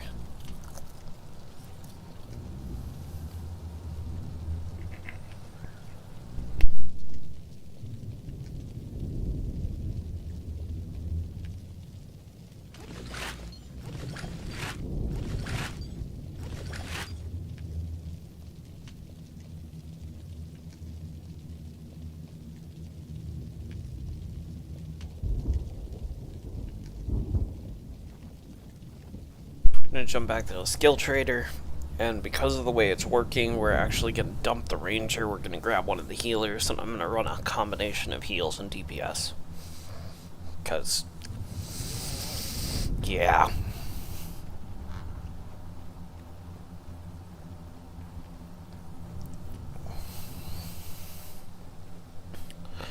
So let's see. Enchants don't care.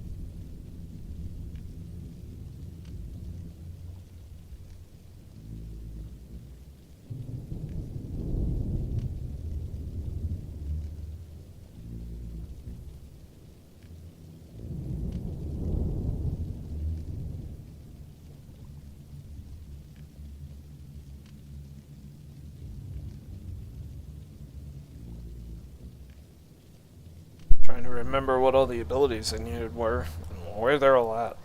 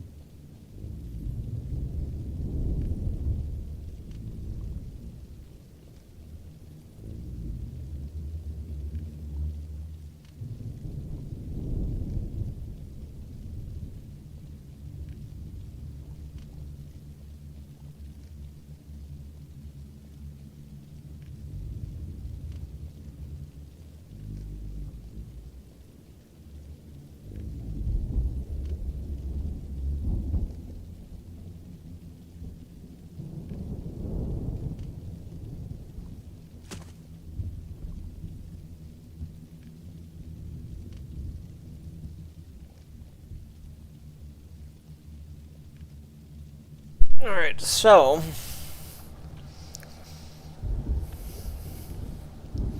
we're going to change up our bar a little bit here. Keeping those, we're adding that. Definitely adding that. These are inspiration and illusion.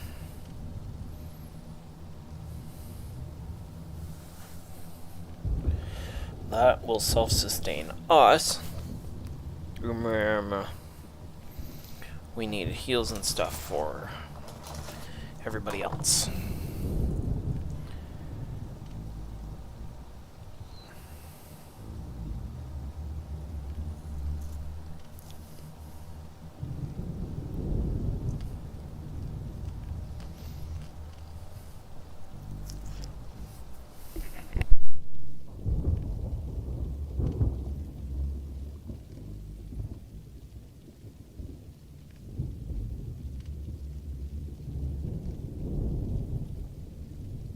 Cool.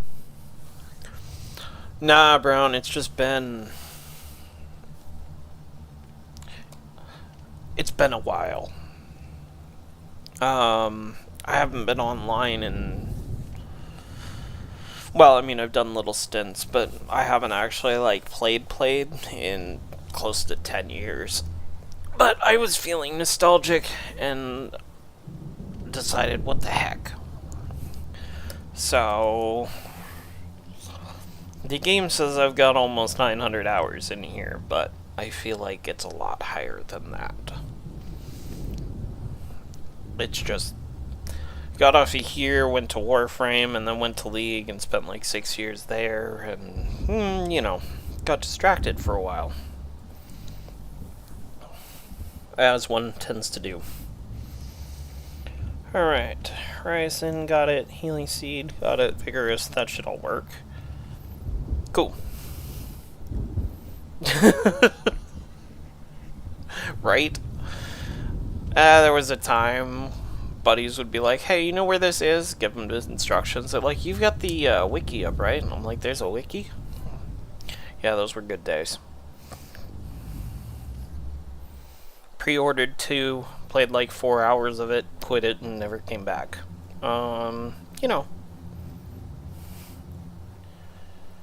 Alright, so we're gonna kick the ranger.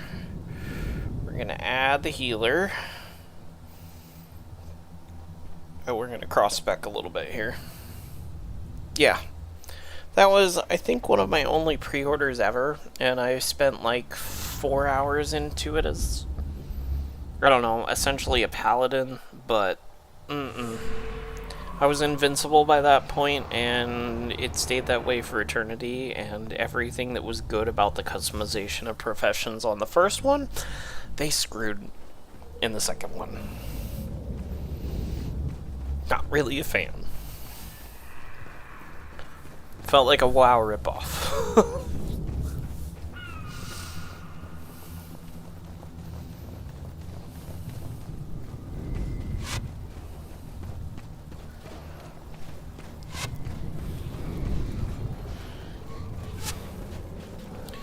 Alright, so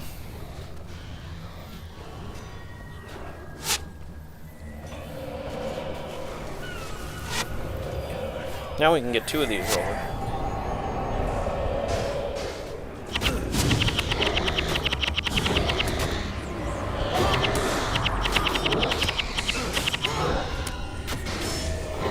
And we're a lot more self-sufficient than we were last round because we spec'd into a combination.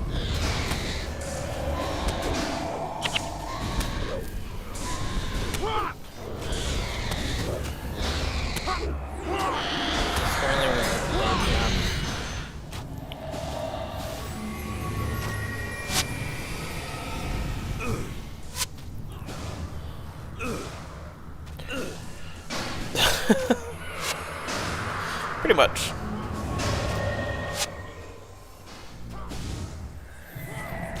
Plus there's, I mean, all the achievements and stuff you can do for all the different classes and the different professions and skill harvesting and boss looting, and it's just its own own little bracket.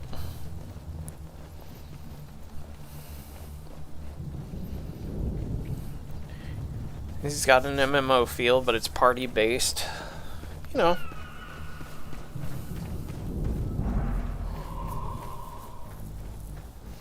It's not like there's a shortage of things to do either between all the campaigns, so.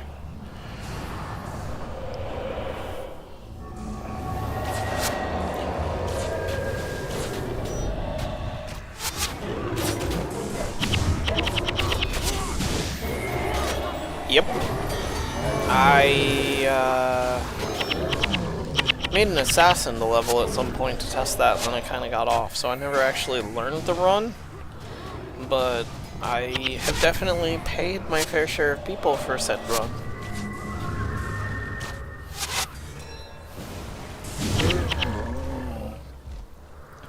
Those were good days. It's kind of cool to jump into Lions and still see a bunch of people there. There was like 30 perma-prees. Yeah.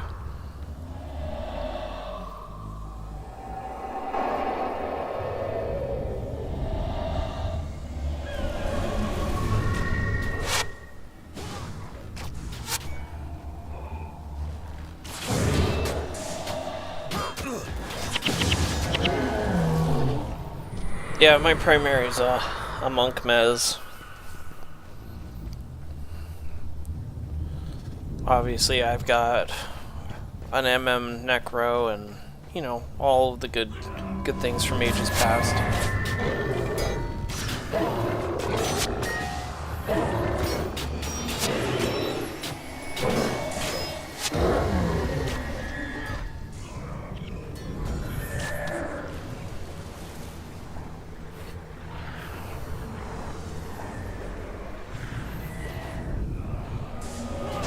So even though this is kind of expensive, it's basically double my damage output. It just burns our entire bar. Interesting. It's probably because nobody, I mean, I'm not going to say nobody's on here, but let's be fair, there's less of us than there used to be.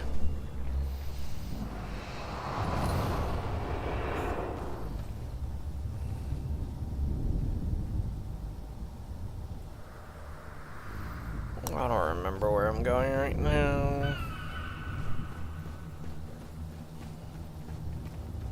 Regent Valley. Is that one of my quest logs, or is that... Am I going the wrong way?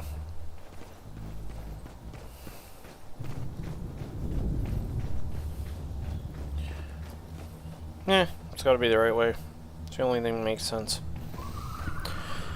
Yeah, I saw that they're making another expansion or something for Guild Wars 2. I mean, to be fair, I didn't even play Eye of the North, as bad as that sounds for those of us that have been here that long.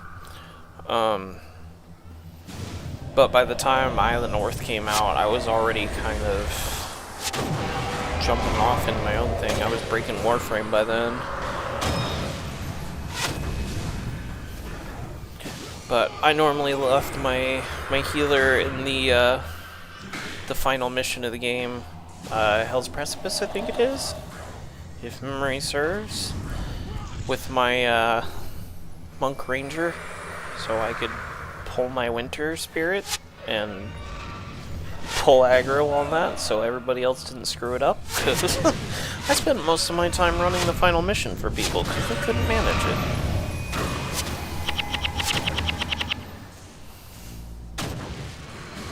It wasn't hard, you just had to know what you were doing.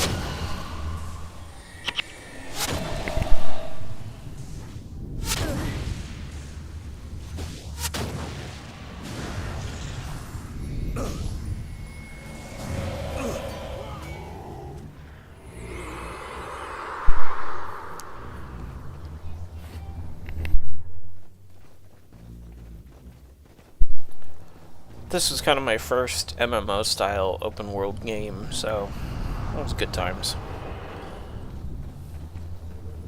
My dad started on EverQuest, and then I did a short stint after that, went free to play, and, you know, hopping through a bunch of games.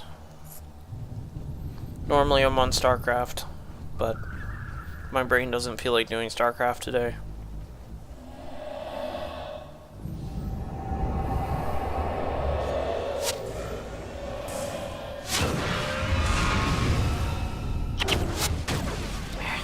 Interrupts.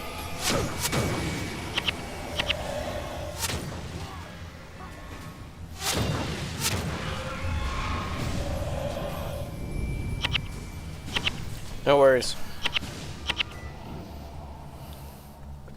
Definitely the right direction. How do we know? Because there's still people to kill. We're gonna die if we stand here. Back up.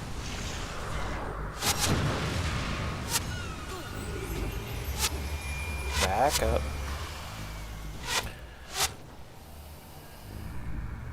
That'll pull part of the party back to us, and part of them will stay up there. So now we can engage two parties instead of, or we can engage both parties separately instead of all at the same time.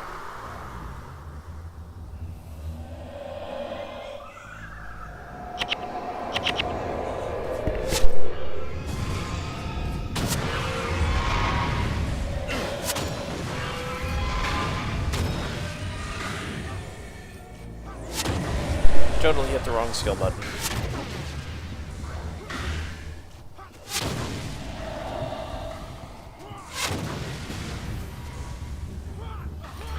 The Mez definitely has some reasonable damage output.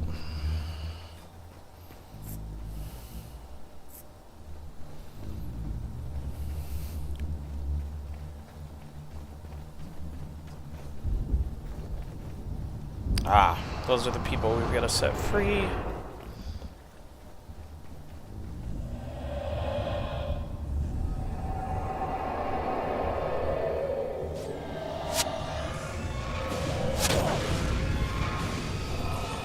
Poof, more energy.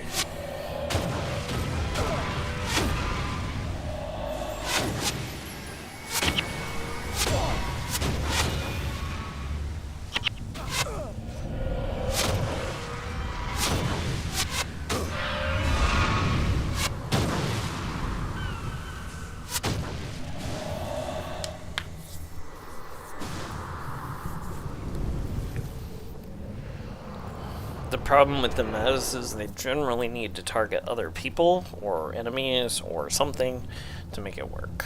So it's a little bit of a setback there, but obviously you have to have some sort of balance.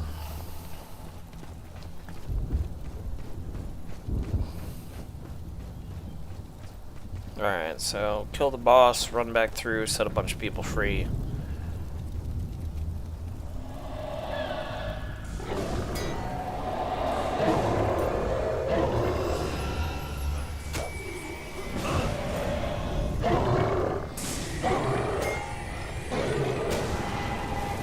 As a healer, as with everything, kill the healer first. Where are we going? We are auto-pathing to no man's land over here.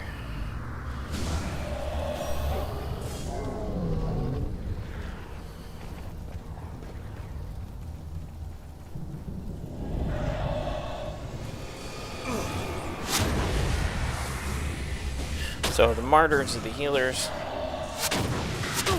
Make sure they die.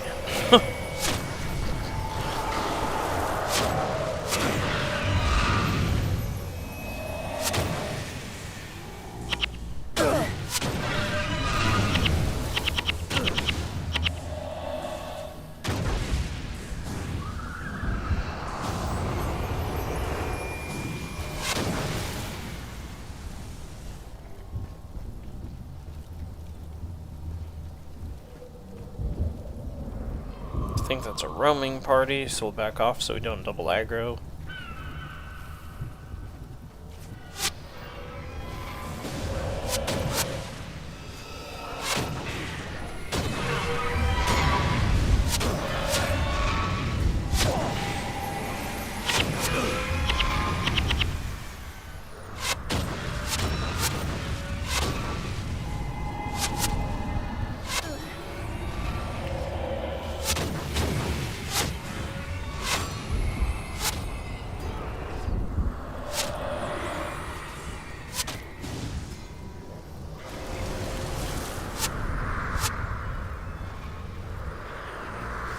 Now we gotta take these from down below.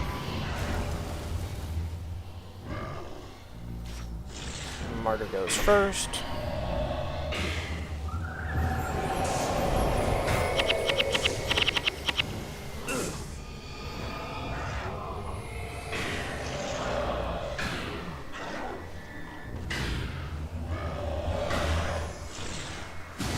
Should be enough. Oop. Oh, my favorite thing. You've been playing for 2 hours. Please take a break. I will tell you that does not turn off. I made the joke eons ago when I was playing all the time. I'm like, I feel like if you exceed more than, like, 18 hours, that should just auto-disengage, because it's not like you're going anywhere at that point. Okay, warrior. My AI's back there not helping at all. Come on, guys. Hey, look, there's something to kill up here.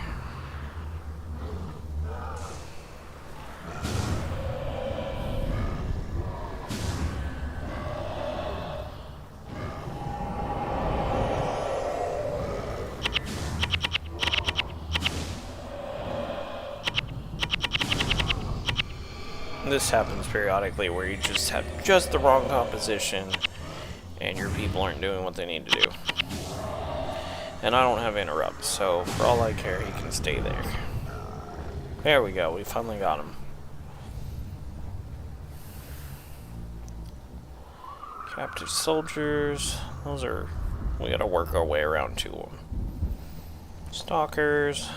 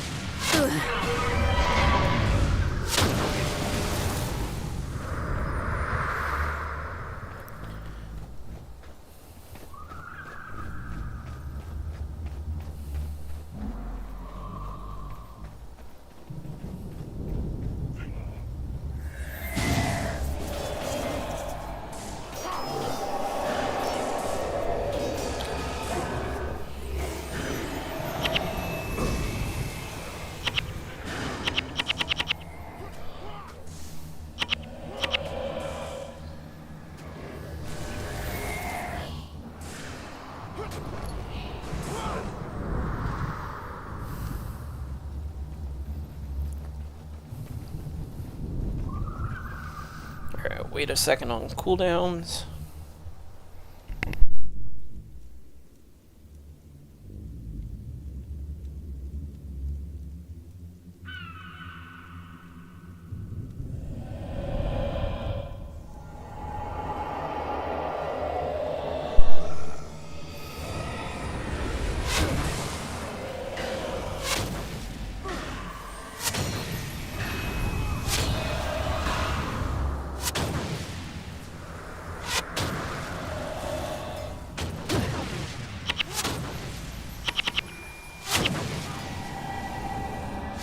Ooh, red dye. Totally what I need.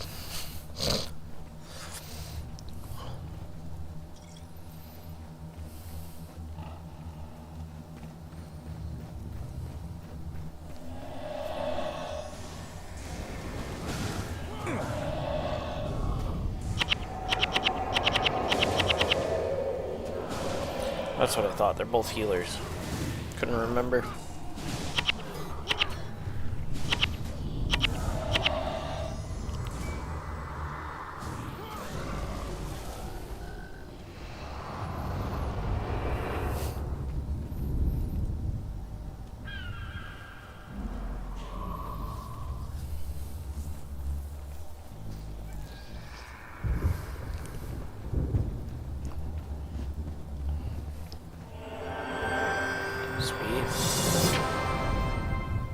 There's our bonus. So, let's dump it into illusion if we have it to do. That's awesome. We'll dump that one into inspiration. And we'll move on with our day.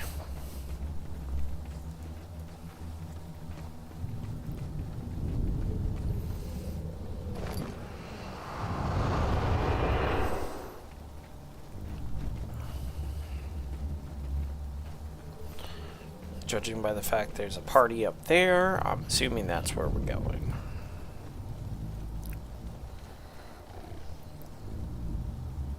Mind Spark up there's got to go down, so... Oh, we stayed out of aggro range. Cool.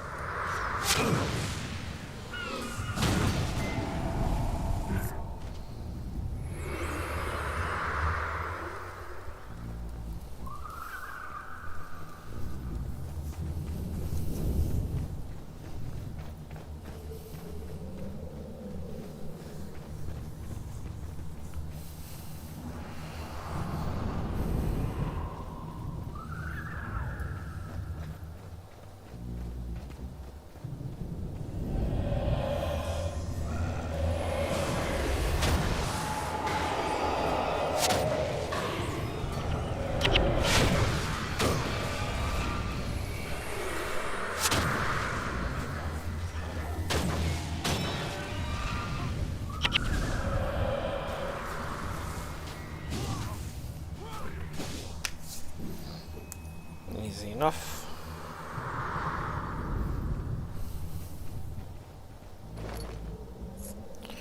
We got, looks like a necro over there. So we're gonna wait for this. Love spell duplication. It's awesome.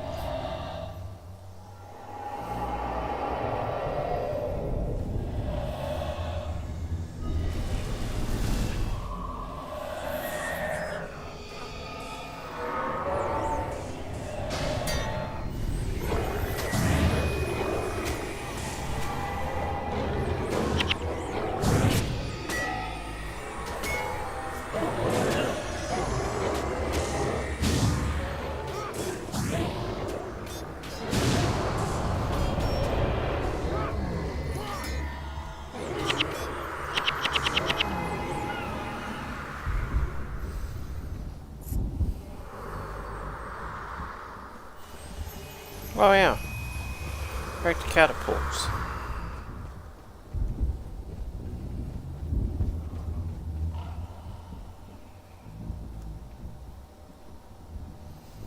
Now I remember what I'm doing.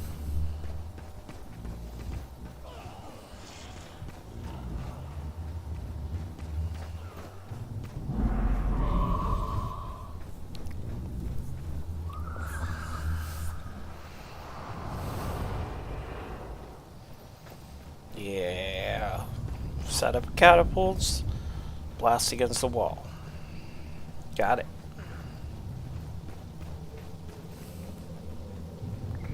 Fire Caller, you can go down first. I'm fine with that.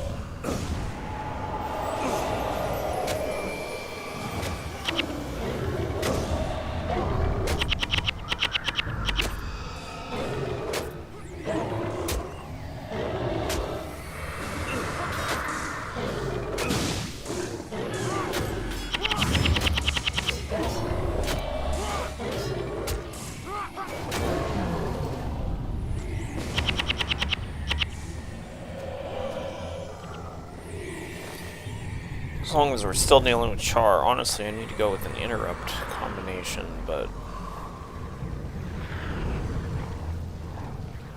there's a lot of skill points right now that I don't really have.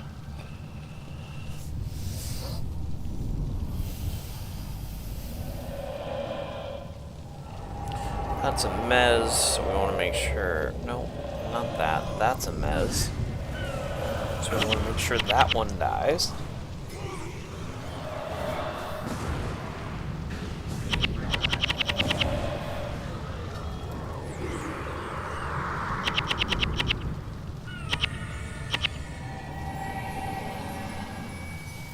Siege Master tells us to repair the catapults, so we can use them on the Char. Damn Char snuck up while I was repairing this trebuchet. It's missing a release lever, a restraining bolt, and an arming crank. Search the other wrecked trebuchets to find those 3 pieces and bring them to me. Sorry, if you do, it's a trebuchet, I can not a fix this catapult. little lovely, and we'll give those Couldn't remember. Char a taste of their own filth. I thought it said wrecked catapult. To activate the trebuchet after it's fixed, pull the lever once to load it, and once again to fire it. Anything under its blast will get blown to bits. But hurry!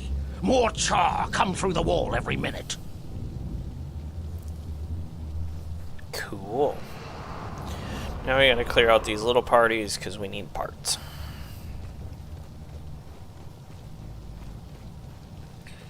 That one should have reset, so we can go grab that without triggering that.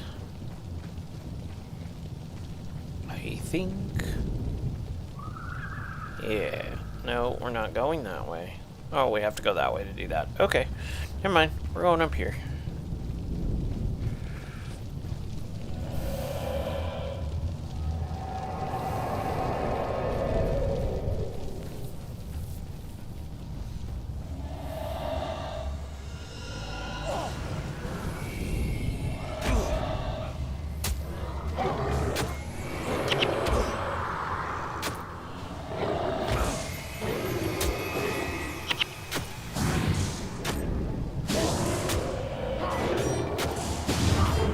Goodbye.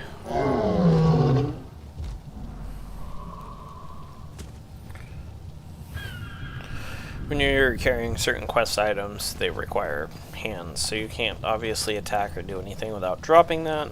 So, just things to be aware of.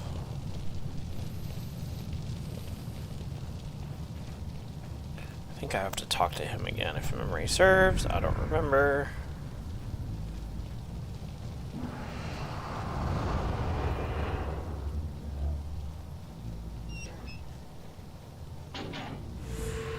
Sweet. Go around back. There's a roaming party coming in. Blade Warrior.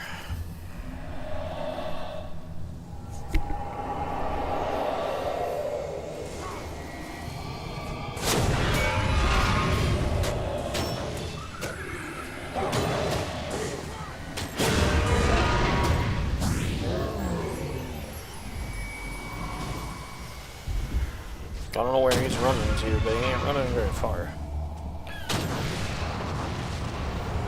Let's go grab this one. And then when I'm done with this little bit, it should be the end of those missions, so then I can go back to town. And I gotta put the kids to bed quick, and then I can jump back on for maybe an hour. I'm feeling it after the dual streams that I did yesterday. Like 4.5 hours of sleep last night. I'm kind of doo-doo today.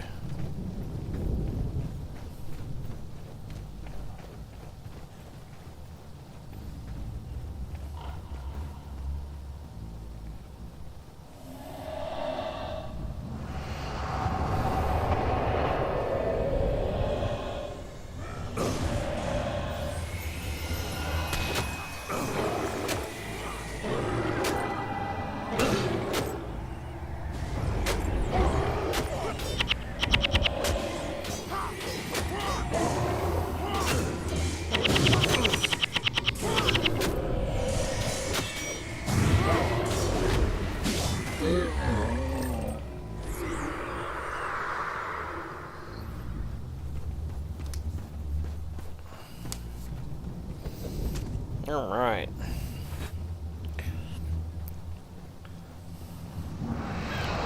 This game doesn't like random generate these, so it's like you need 3 parts, go loot 3 of them, whichever ones you happen to loot, and it'll give you one of the 3 items. So it's not like you have to go clear them all and do that whole thing.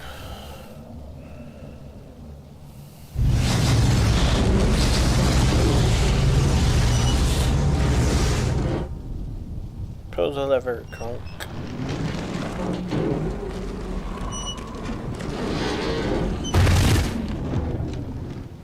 Look at magic fireball.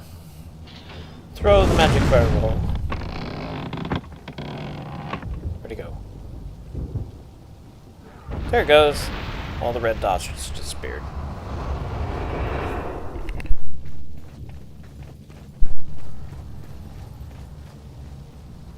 Looks like a box. Oh, keys. I need to check my storage chest and see if I've actually got keys. If not, I should probably buy keys. So that cleared out the majority down here. There's obviously still some left. If memory serves, we gotta go this way to get down there, but I don't recall. Maybe not. Maybe it is this way. No, it's this way.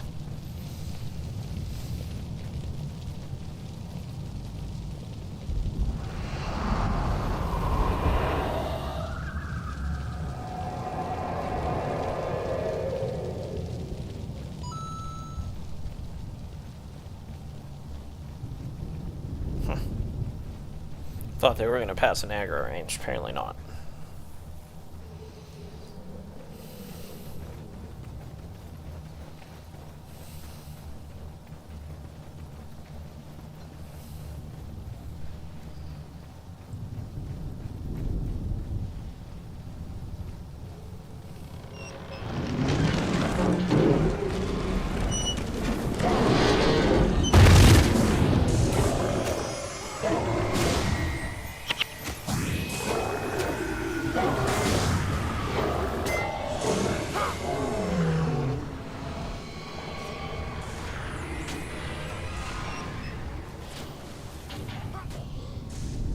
Trying to remember where that throws.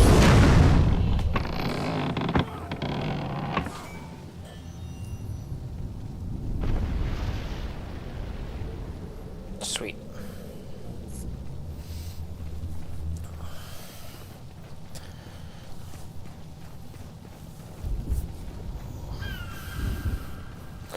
Now, we don't have to kill everything. Obviously, you can if you want to. There's different roaming parties. What you want to make sure is that you don't aggro absolutely everything at the same time, which it looks like we just did. That's gonna suck. Don't interrupt that. And of course, people are all gonna die for that.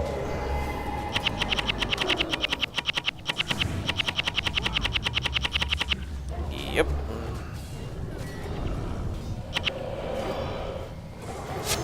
We're gonna peel off out of here. See if we can. Yeah, that's not gonna happen. Whatever. We're gonna go down long before we make it through that doorway, so let's see where the first res portal is. Oh, parties defeated, return to outpost. That's not one where there's a res portal. I forgot. So, now we gotta do the whole thing all over again. Yay. You might need higher level armor. Yeah, there is that too. But we got the bonus, so what we need is to adjust our skill bars. So, we're gonna jump here.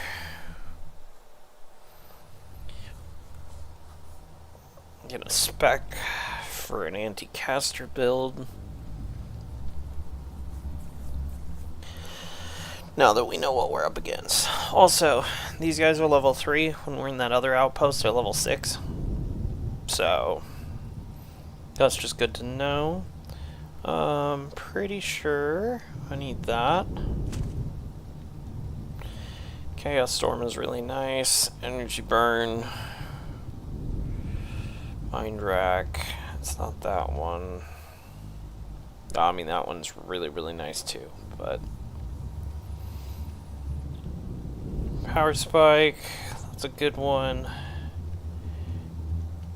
Energy Burn, that'll work. So we're gonna spec out of healing completely.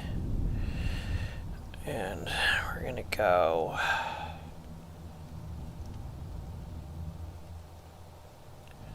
let's see what we need to do here. Pack Fire, that's an awesome one.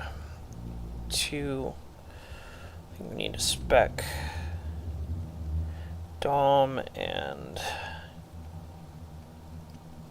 illusion. So let's drop inspiration, dump those into Dom.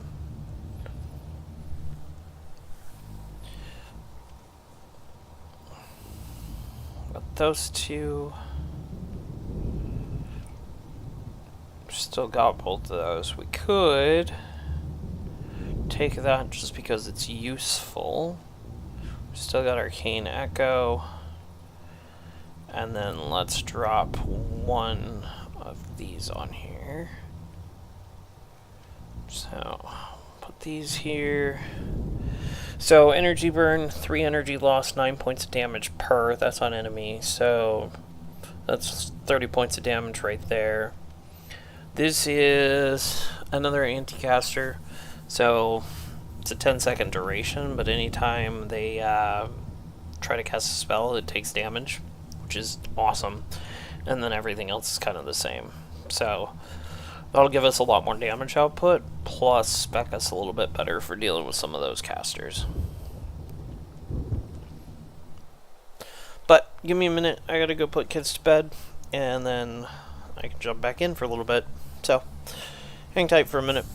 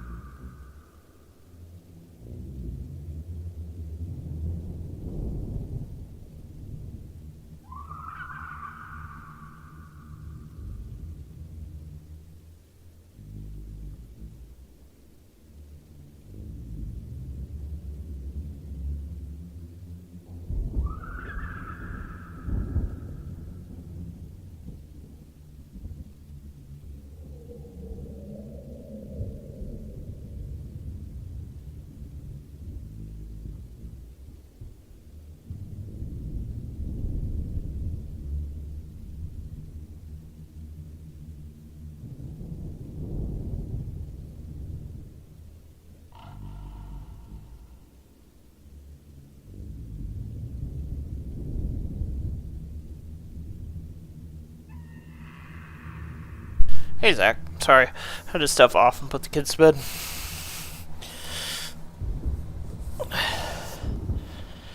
Alright, we're back here. Let's go reroll.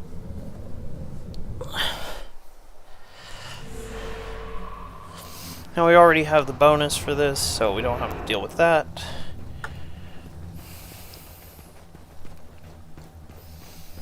That's a lot of what makes the first one interesting, is just trying to be like, okay, this is what we got screwed on the last time. Update kits accordingly. At least until you get far enough in that you have options. So...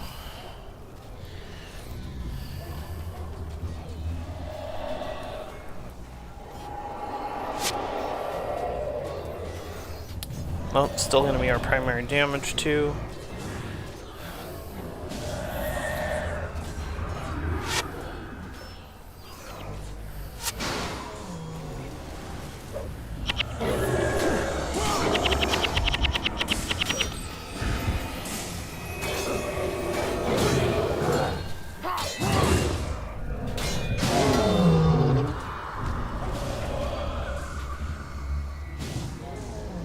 So now these guys, as soon as they start actually doing stuff, if you can hit it in time, that's just an energy burn. But this one, probably should put it on the other. See the debuff in the top corner there?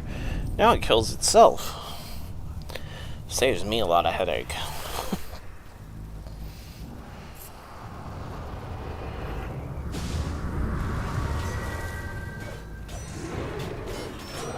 $30 points.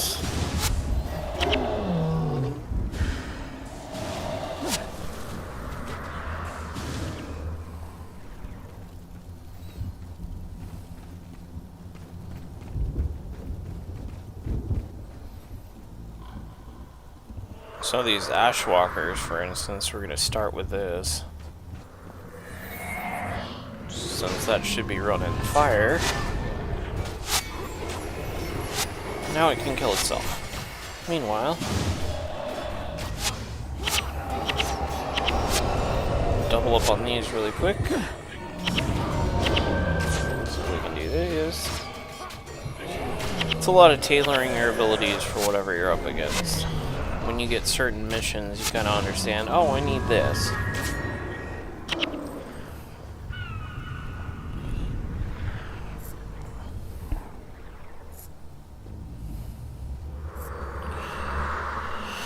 Obviously, when you're starting a new character, you're like, I'll take what I can get, and I'll use whatever I've got. But when you get further in, it's a lot nicer, because then you've got a lot more options of what you can customize, what you can pull off. Oh, we aggroed from behind.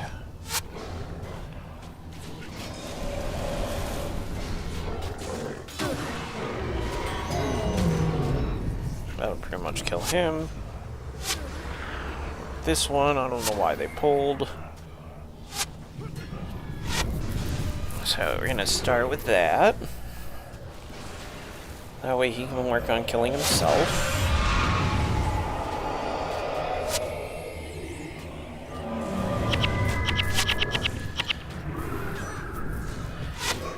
The Mez has just an awesome amount of combinations for changing up your utility options.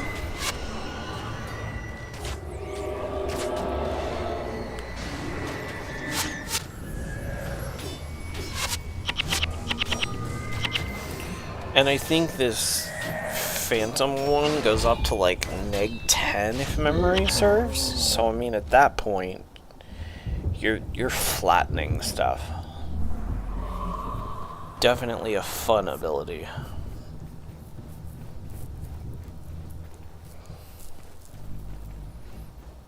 Alright.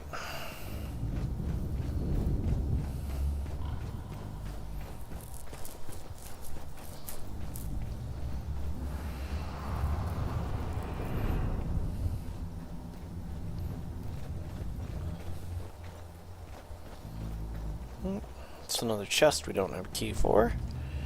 Mind Spark, here. Go deal with the taste of your own medicine here.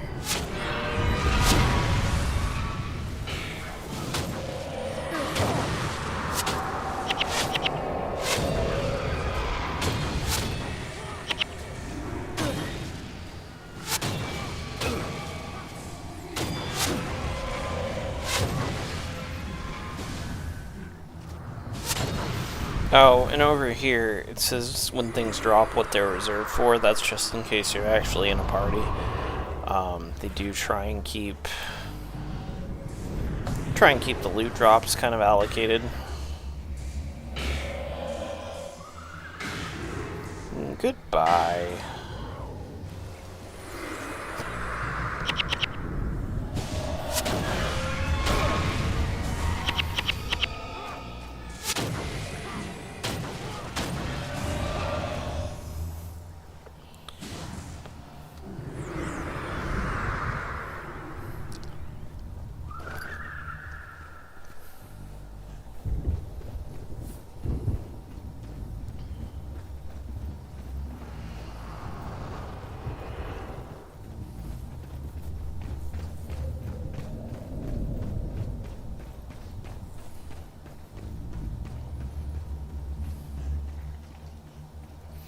What do we have up here? A martyr. That's definitely gotta die. So, I don't know why it's trying to route me up there. Oh, because I actually need to go up there. Never mind.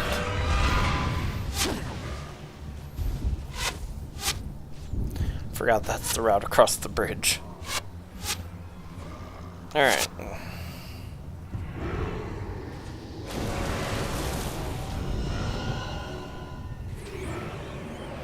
Now let's see what happens when you try and heal yourself. Goodbye.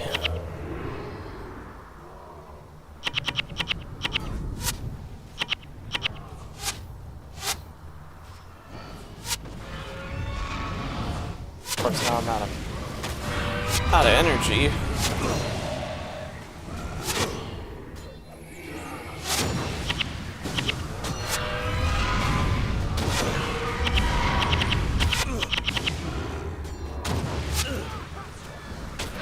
Now it can go back to killing itself. There we go.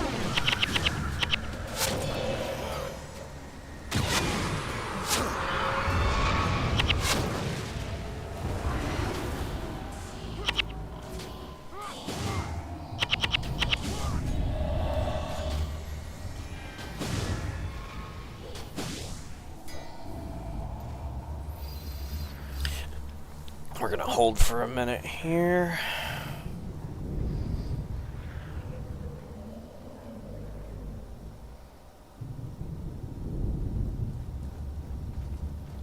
I'm not sure if they're coming up or staying down. Yeah, they're coming up. Saw Mind Spark in there. He's got to go down.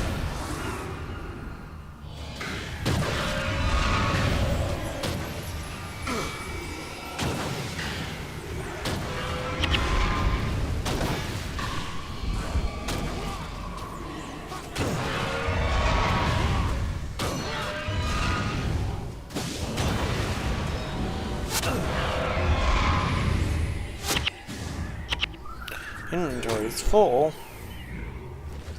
Yeah, I can fix that. Don't need that.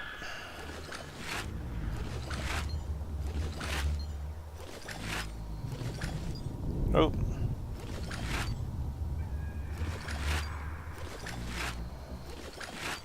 Forgot to buy bags.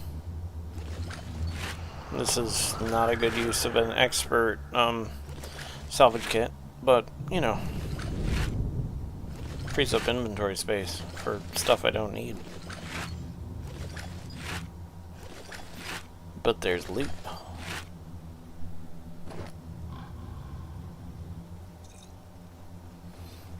Always need loot.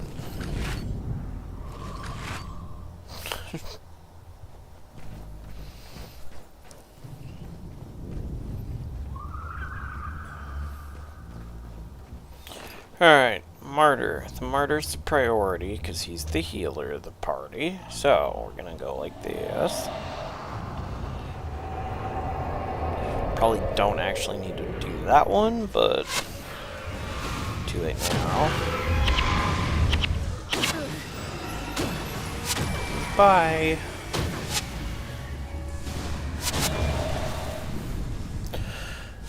So because we're doing more damage now, we're taking a lot less damage. So it's kind of an interesting blend sometimes as to what you need to do.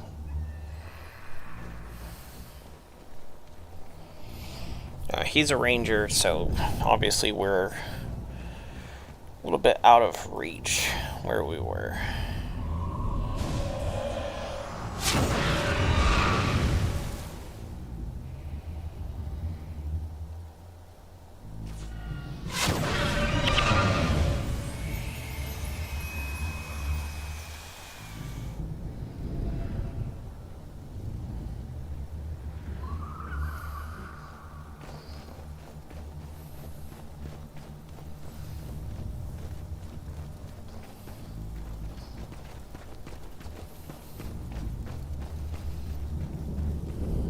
Alright, we got boss up here.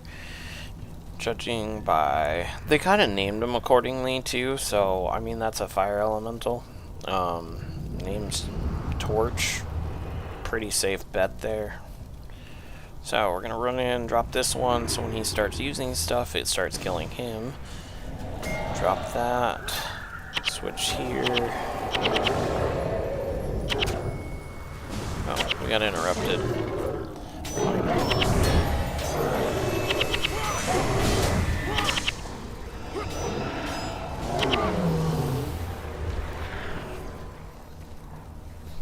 Pretty sure there's a chest back here or something.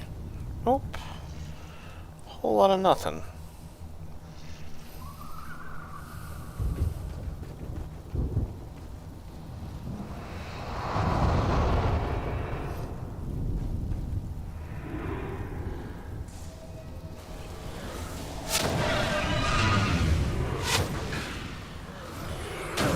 So because this is doing 63 points every time he tries to heal, it's basically completely mitigating his heal.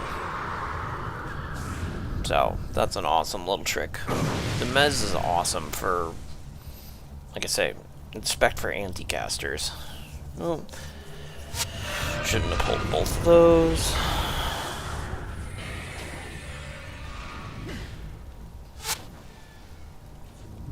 Let's throw this on, because we can.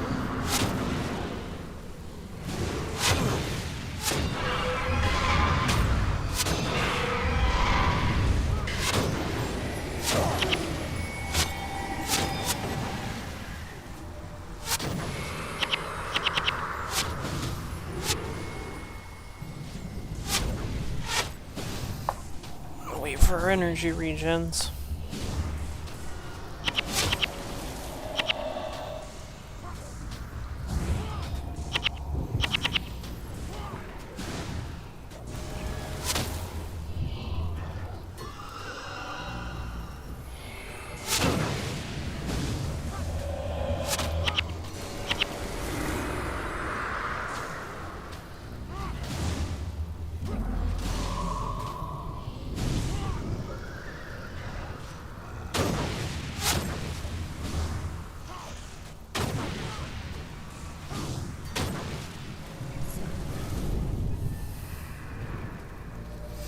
Alright, these we might as well just walk around for.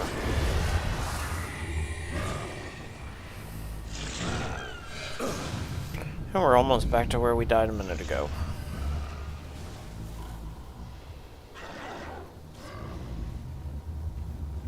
How did we get up there last time?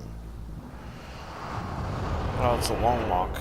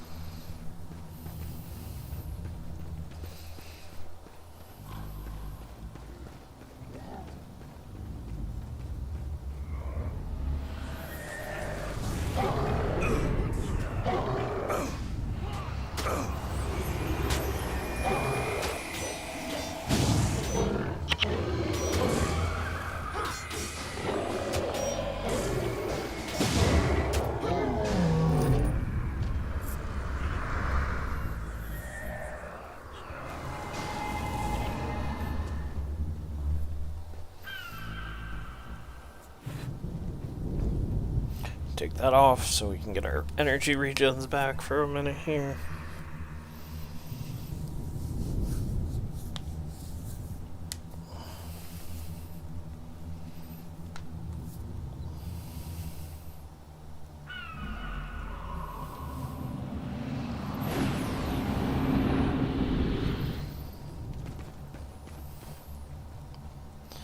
Alright, we got one martyr, one mind spark. So, this time we're going to double up backfire instead.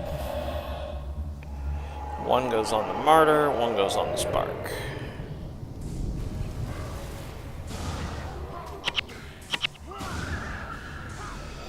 As soon as, of course, we get the energy to cast it again. That'll pretty much kill that.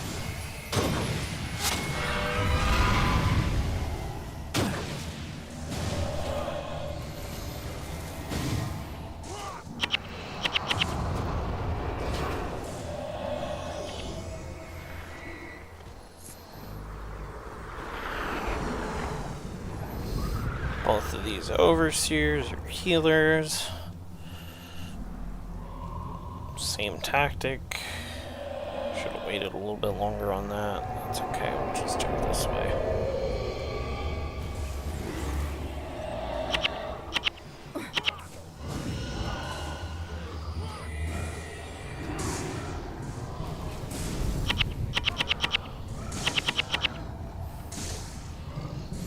Kill him with his own stuff.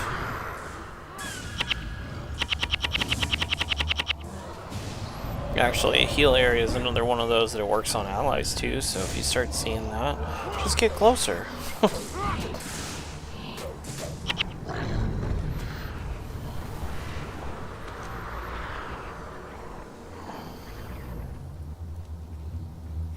Alright, moving along.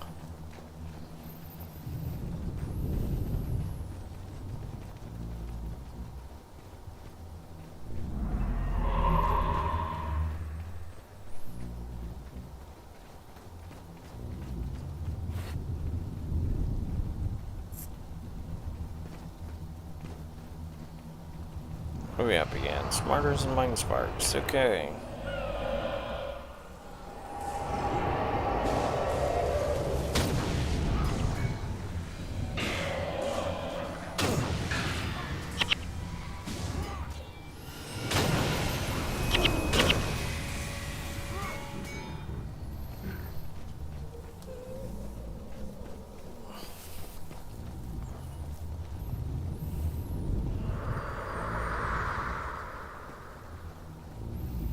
Sweet. I don't think we pulled them.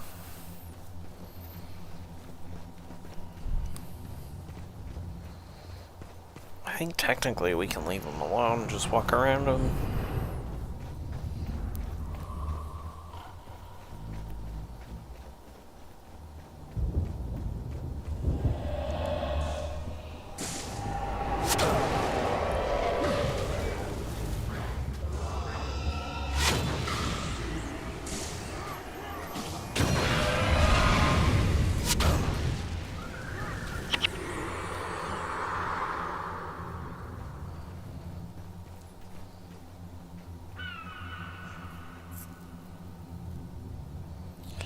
Okay, so hug the wall this time, not go over engage.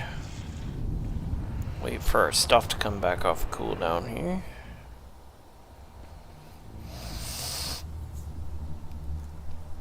And what's down there? Just the boss. Okay, cool. So we're gonna do that. That.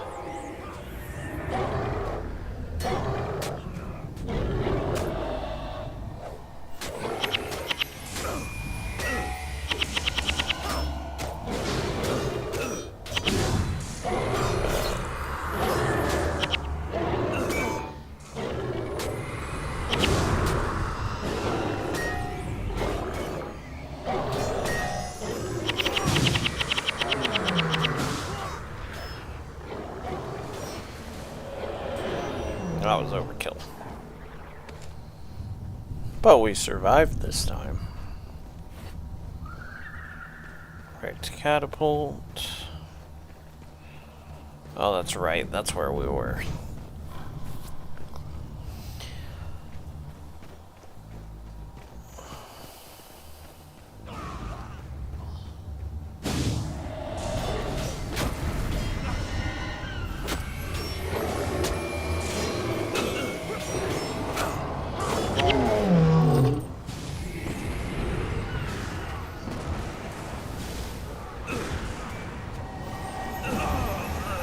I figured I missed that by a little bit.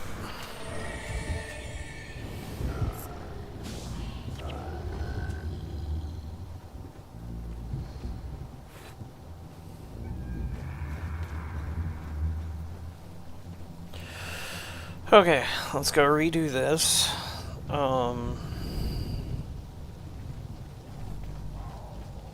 Char fire collars. Okay, so we're gonna need this. Gonna need that.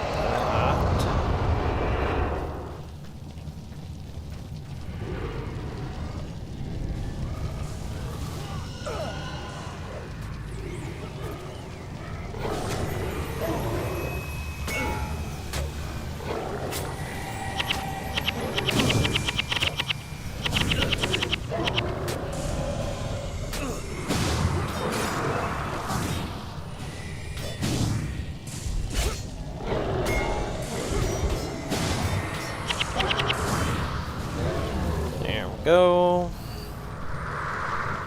Instead of talking to him, we're gonna go clear all 3 of these camps first, so we can just run back, grab the stuff, run back, grab the stuff.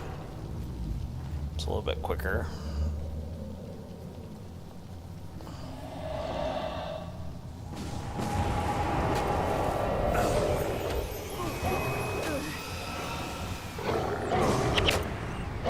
Try to make sure you've got debuffs on the other ones and not the same ones, because otherwise it doesn't really help you much.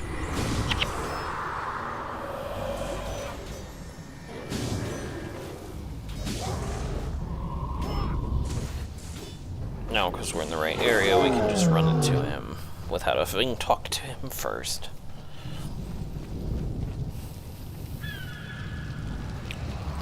Then I gotta remember which catapults deal with all of that, because that's what screwed us the last time.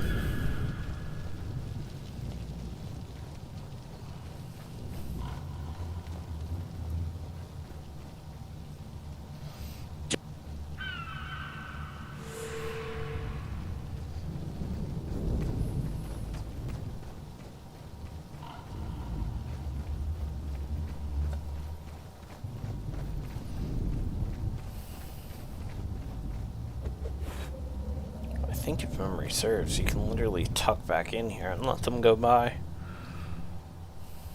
Not that that's any fun, but you can do it.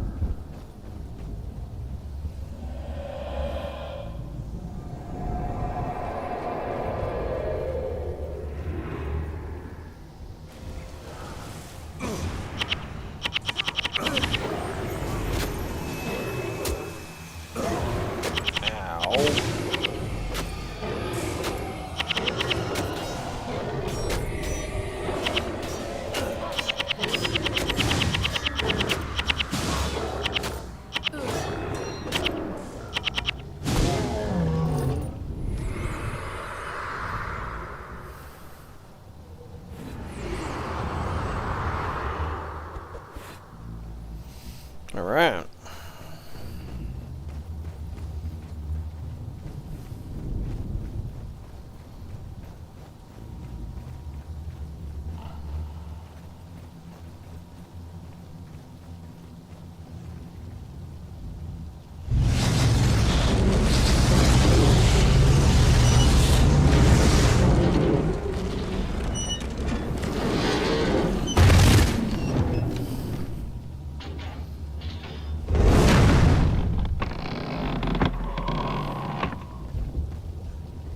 think that's what it is. It clears out the middle section. And then we gotta go get the other catapults to clear out the further sections. So I think I was right on what I was trying to do. We just timed it all wrong.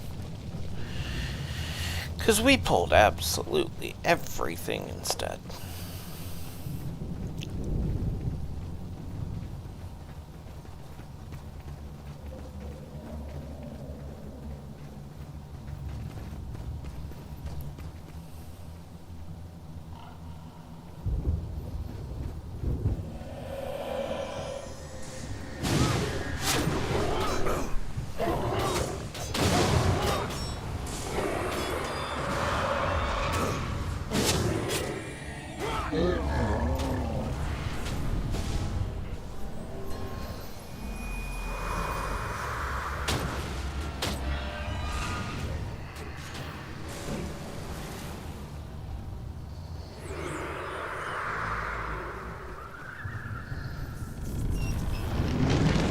Trying to remember if there's a specific timing on this or if it's just shower.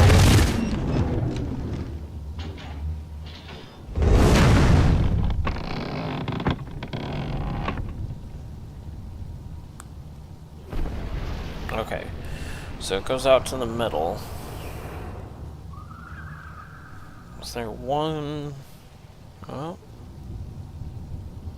I don't see another one, so very interesting.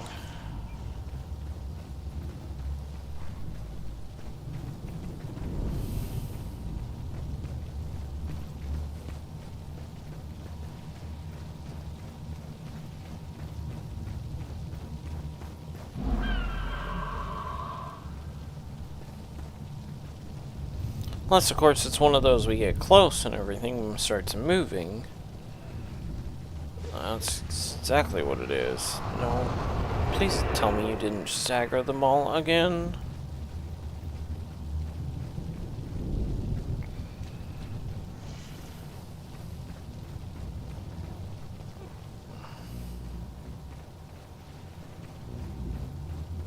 There we go.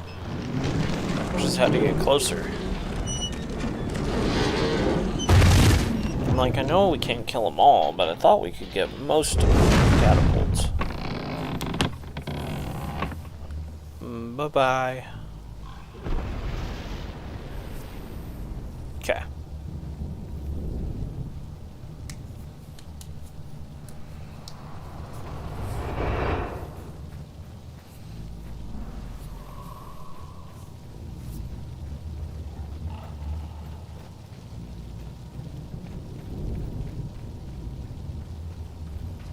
Start running up here. You guys going back there again?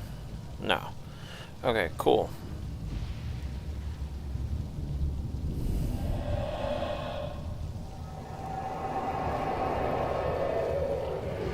As long as we can pull single party, we should be fine here. We are not fine here. Pulled everybody again.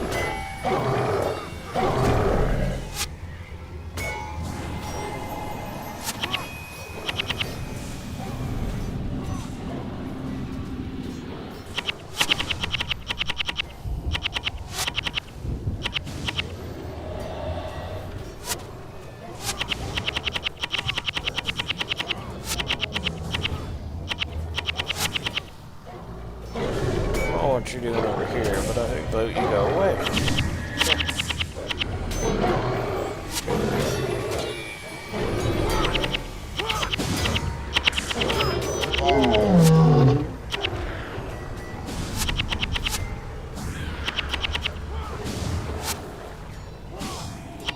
Need the energy regen over the DPS reduction.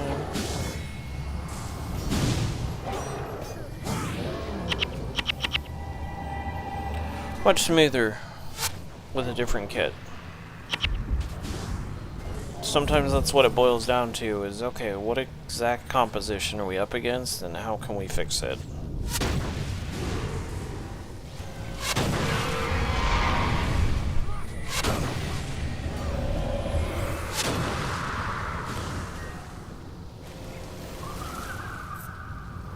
Okay, we we got a couple of warriors in there and a stalker. The stalker needs to go down first.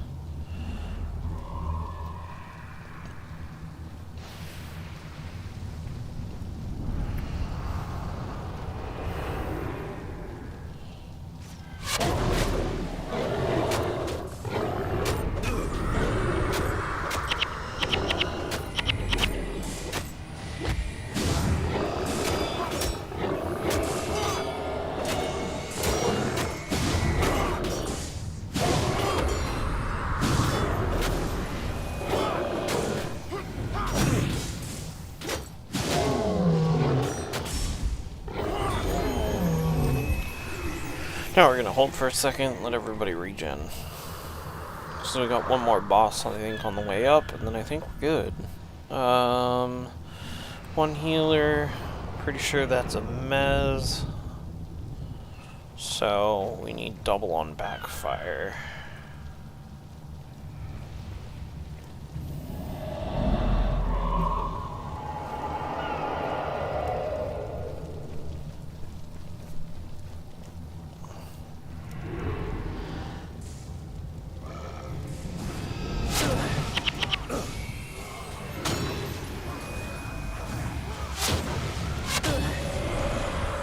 Martyr's gotta go down first, he's gotta go second. And he's busy wrecking his own bar over there.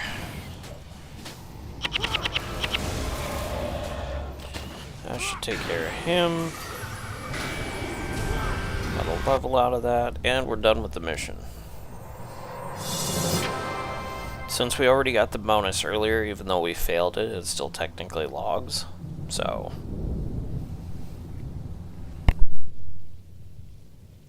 The time for action has come. No more cowering behind this wall. From now on, we take the fight to our enemies! Prince Rurik! Prince Rurik! What is it? Prince Rurik! We are victorious, but it has cost us greatly. During their retreat, the Char took prisoners. Several of our wounded have been carried off.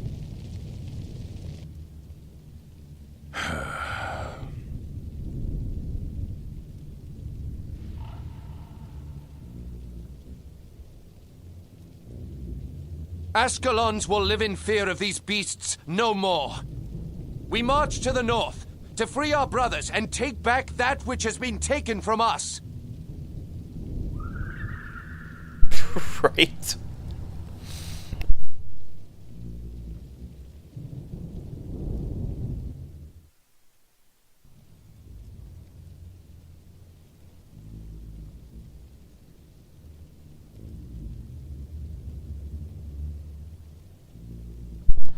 Alright, so that is the start of that. We need to go back and go buy some more skills, because, story of our life. At this stage in the game, every time you get a skill point, it immediately goes bye-bye. There you are. Also need to grab another salvage thing and offload some stuff.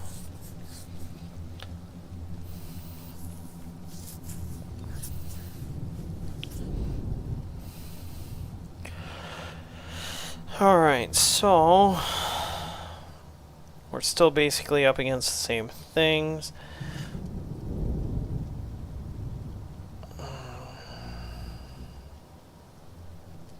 That's fun to throw on warriors, so we're going to go ahead and grab that.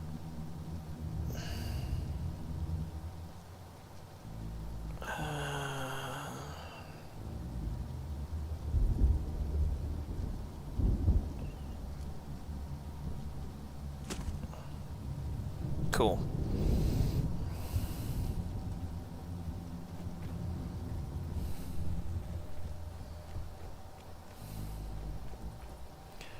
We need the general merchant.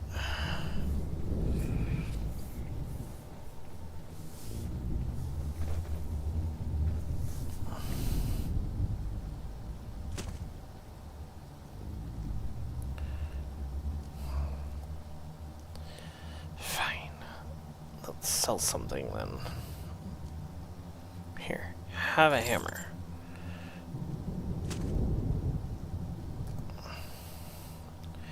Forgot it doesn't auto-equip stuff.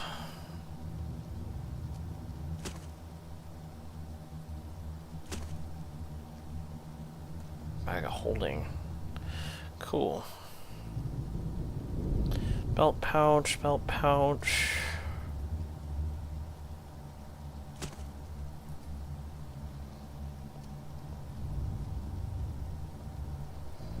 Let's go grab a little bit more cash. Cash is good.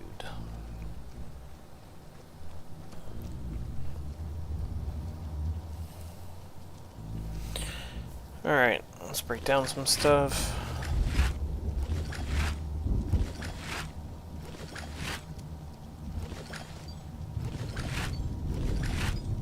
Whoops.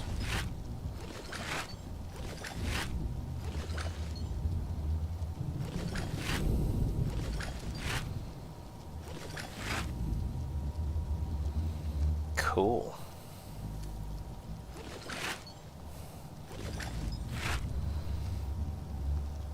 It's always good to have a couple of the regular salvage ones on you, because you never know if you're gonna over-encumber yourself and have to break down stuff while you're on the road. So I try to keep those on me.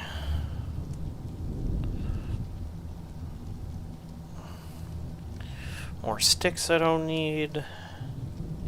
More dyes I don't need. More stuff I don't need. Withdraw funds. Let's go for 2K.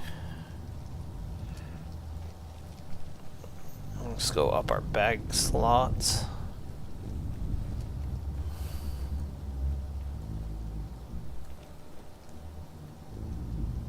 Small equipment pack.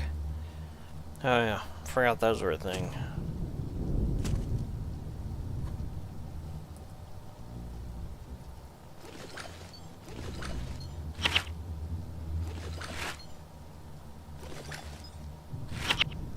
Well, that's what I thought. Cool. So then your backpack is actually your backpack, and then you have the other bags themselves for the slots.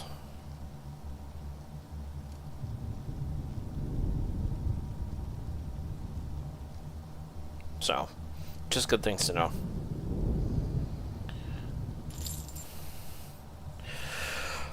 Alright. Oh, we were gonna grab another salvage kit. That takes care of that. Let's take a look at our skill list here. That worked pretty well. We don't really need that. At this point, empathy is more useful,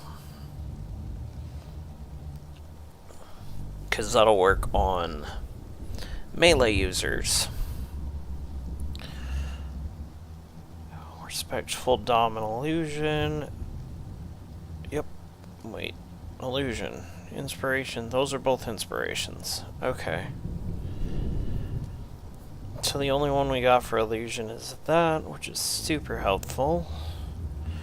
I'm not going to justify taking Power Spike because I don't want to give that up.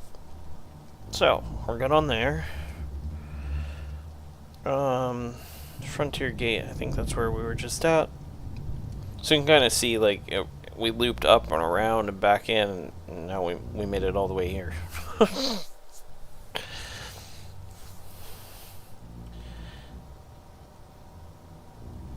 Alright, so we don't actually have a quest to do here.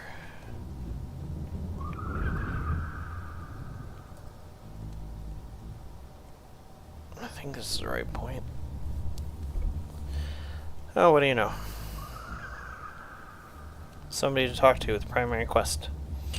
Ruins of Sarmia, pretty sure that's the one we need. Frontier Gate Fugitives. That is not the one we need. Ascalon, Ruins of Sarmia. I know that's the right one, because... yeah. So we'll get up to the next mission outpost here, and then I'm probably going to call it quits. Unfortunately, it's getting late for me.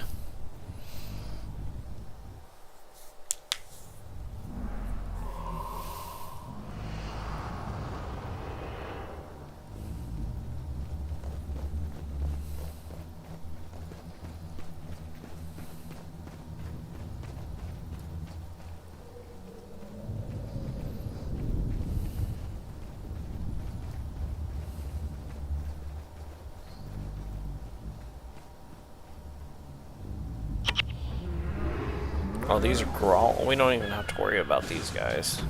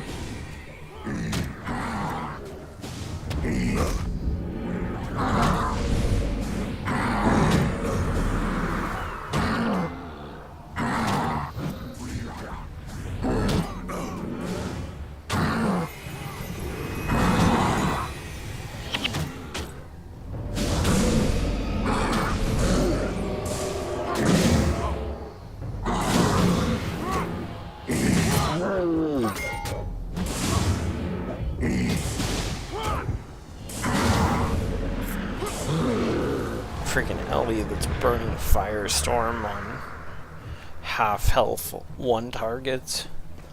Love that.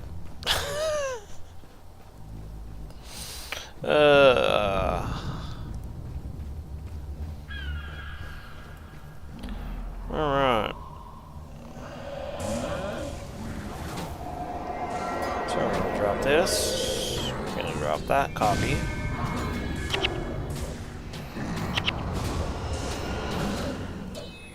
That one, we're gonna let him nuke himself.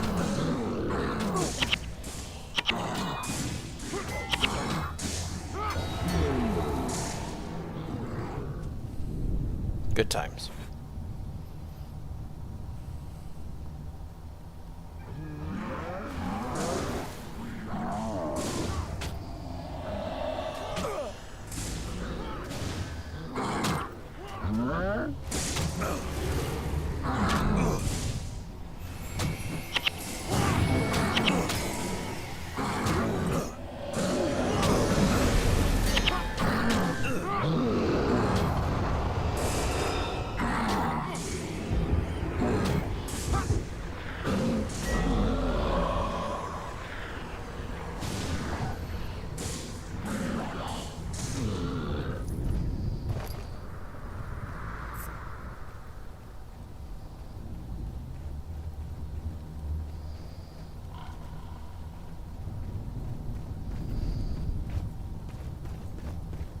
Is that literally the gate? Yes. Okay.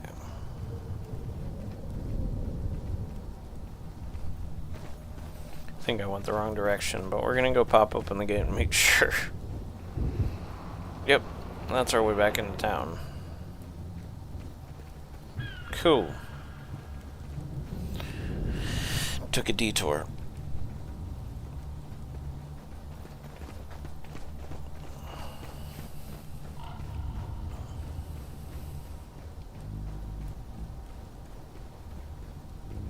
The game's like, I don't know how you got up here, go somewhere else. There's the main walkway to the left.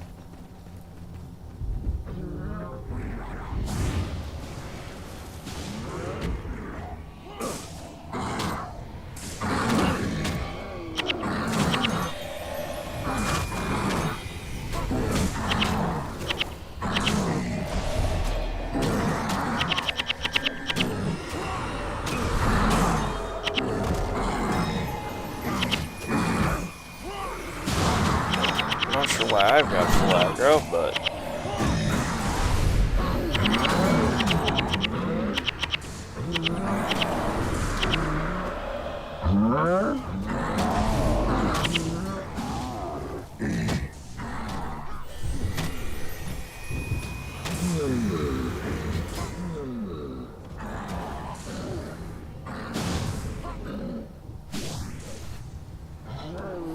don't think they like me.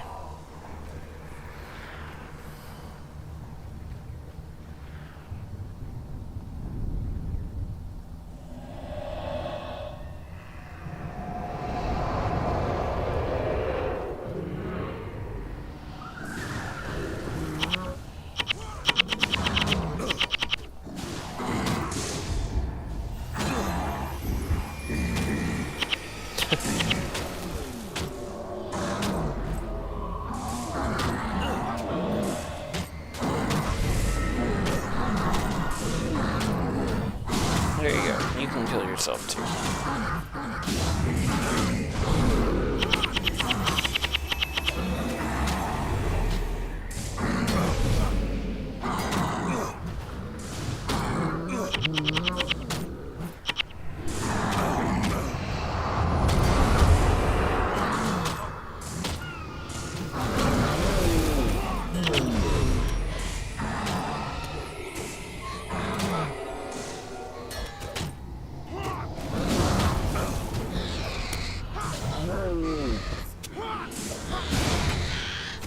Apparently the bird can mad at us.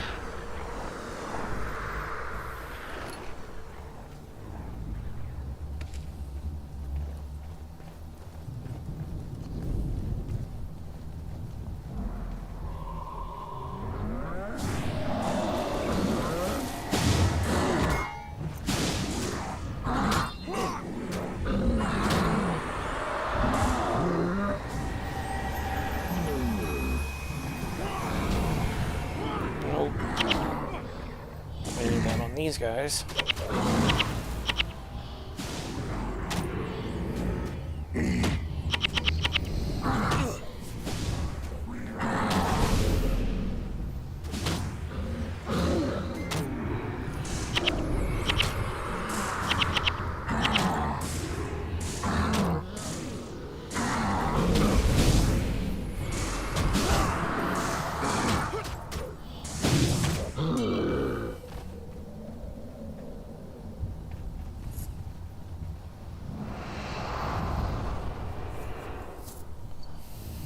Pretty sure that's 2 more healers. With that party in the back.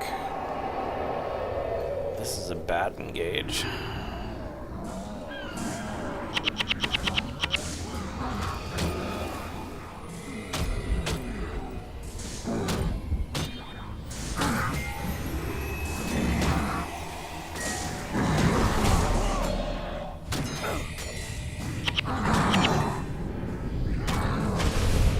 Wow. I'm the target of everybody's attention today.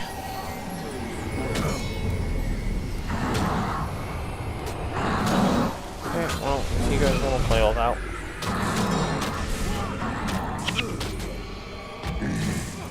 Debuff you, debuff you. Toast you the rest of the way.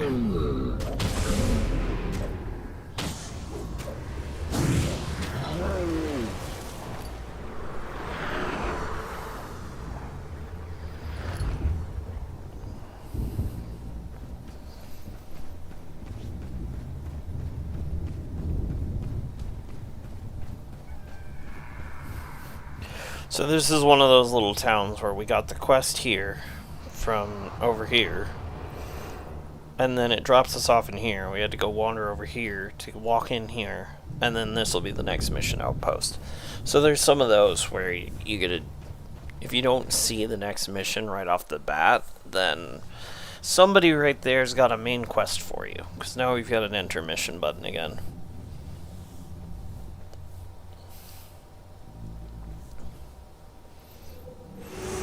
Yay, free stuff I don't need. Alright.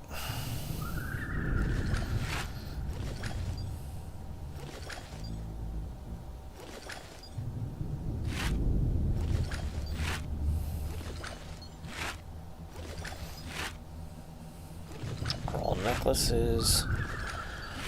For fibers or something. Oh. That's just given to me. Cool. Should probably throw that on, but...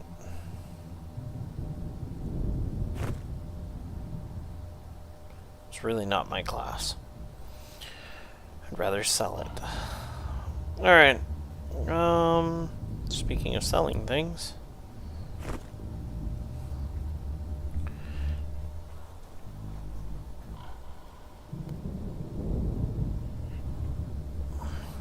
Might as well sell those. God knows I've got enough of them. Drop off over here in our chest.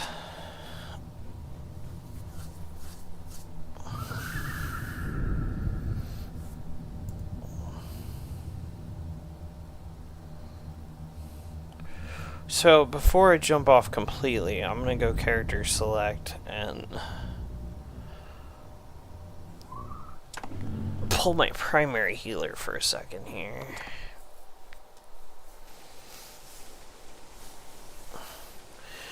So now I have the option to add heroes. So as you can see, I've got Monk Mez. All of my healers are set to Monk Mez because I need them that way. Necro, Warriors, Ellie. So this is the main town. To just show the map, this is where we are. We're doing this one right over here. Here in a little bit, we get routed up here, over here, out through here, over to here, maybe over to here actually, over to here, off to those.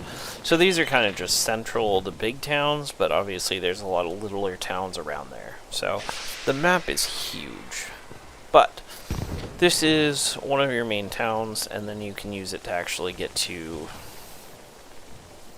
not just other towns, but the other continents for the other campaigns and stuff. So we're gonna go step outside. Whoa, why is my skill bar completely... Oh, because I was screwing around with it earlier. Sorry. I just need... I need that, and I need, where is my stuff? Must be in Divine Favor. So, Healer's Boon. This is the healer hack. So we need this, and then we go to Mesmer stuff here. And I think it's actually one of these, or one of the unmarked.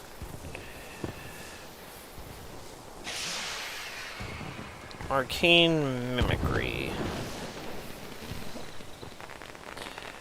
That one doesn't have any perks. That's Divine Favor and Healing, so we're going to max out Divine Favor and Healing really quick.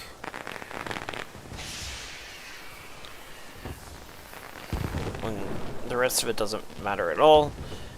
Make sure their bars are still set. Yes, they are. So I've got their bars custom tailored to what I want to do, but this is what I wish to demonstrate here. This is a trick I learned from somebody a long time ago that seriously believes in overkill.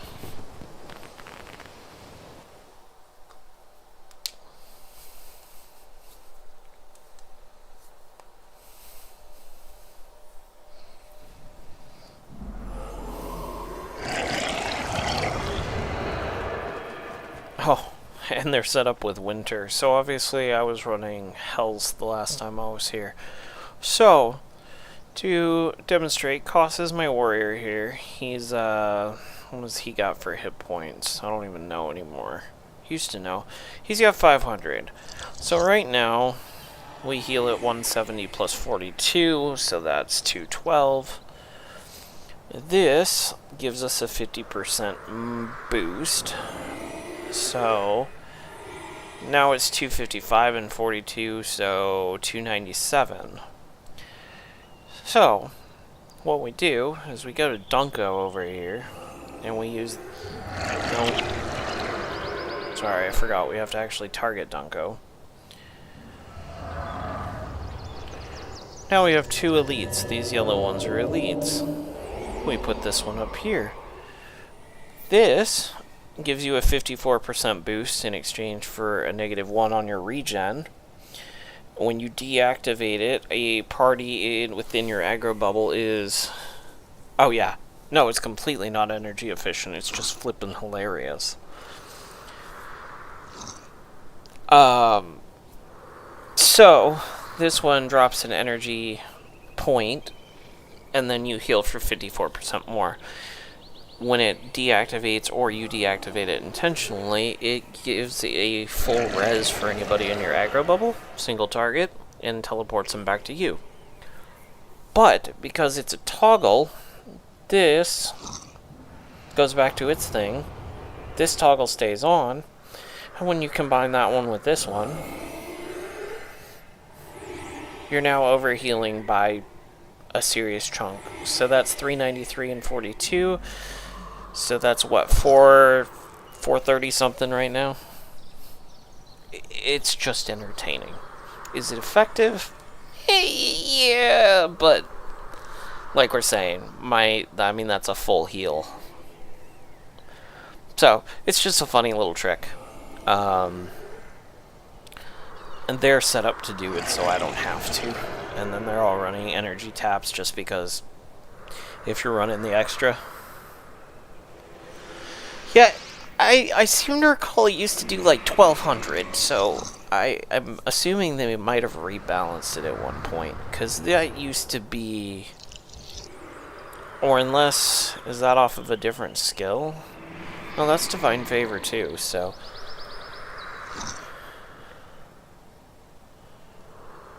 Yeah.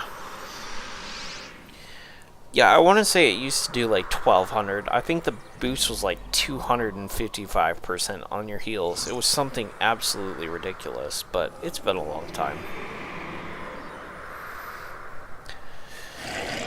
Healing Burst is... Obviously, there's definitely better ones, but... I had this set up to max heal, because... Looks like I was set up to carry people through the final mission of the game, which makes sense, because that's where I spent most of my time camped out. But anyways, funny little synergies that you can do. So, with all that being said, I need to jump off of here for the night. I'm actually kind of surprised to see how many people are on watching this, because I wasn't really expecting a lot of activity tonight. I was just expecting to have a good time, and my brain doesn't want a 55 monk. I don't know. That seems vaguely familiar, but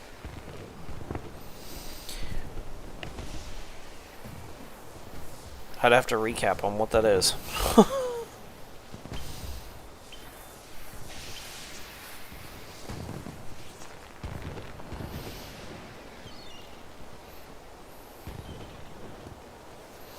It's cool in LA to see, actually. Well, earlier when I was here, there's a boatload of people.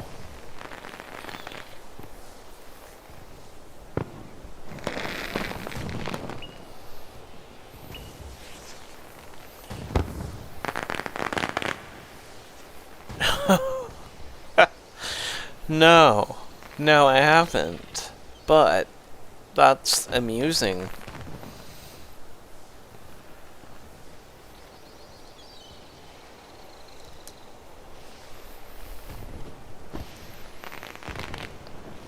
Like, that's what I appreciate about a lot of the games, and that's what I tend to do, not just here and other things. I find...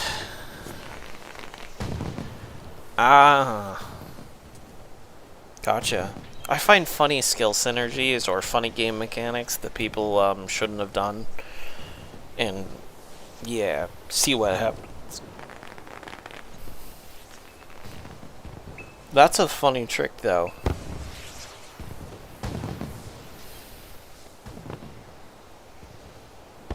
Oh, makes me want to test a few things. What do we have in here? Birthday vouchers. Yeah, go figure.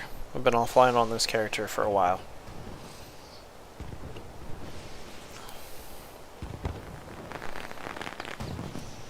Oh, no, from like level 12 or 13, I just go power cap sigs. Because you only need like 3 bosses to go from like 12 to 20 if memory serves.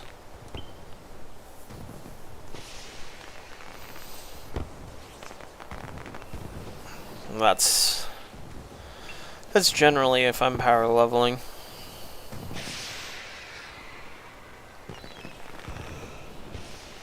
Of course, cap 6 are a little expensive, but you know, there is that. I'm set up enough to do that. Oh, and then once you get further in, you've also got your hard mode toggle.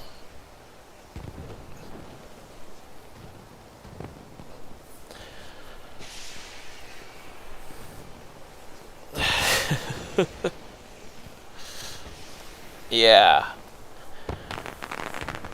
No, I remember man, when I was on here all the time, and then I was spending a lot of time running Hell's Precipice because people kept screwing it up. And I would babysit the general queue and just see what's going on. People would be like, well, you can't do this mission. Which it looks like is why my, not my MM. Love that. Who was it? Was it my Ellie? Yeah, my Ellie's set up with Winter, so the only reason he'd be set up for Winter is to convert the fire damage back to ice, because all of those fire things like fire damage. But that's good times. Still got so much that I could do and need to do, but you know. Anyways, it's good to see you guys. But I'm gonna go ahead and kill the lives and jump offline. I'll be back on in like 7 hours to do my StarCraft stream in the morning, and then it's off to work for the day, off to work for the weekend, and then I'll be back on streaming Sunday. So, yeah. I can't guarantee what I'll be on. I'm kind of erratic on the night shift. I stream if I have the kids and the wife's out doing things, because otherwise I hang out with her. But in the mornings, I'm an opening at the store, so my day starts at 4 o'clock in the morning. So on my weekends, I'm streaming at 4:30 until everybody else gets up. So yeah, but seeing that there's activity on Guild Wars is kind of cool. So I might do some more streams on this.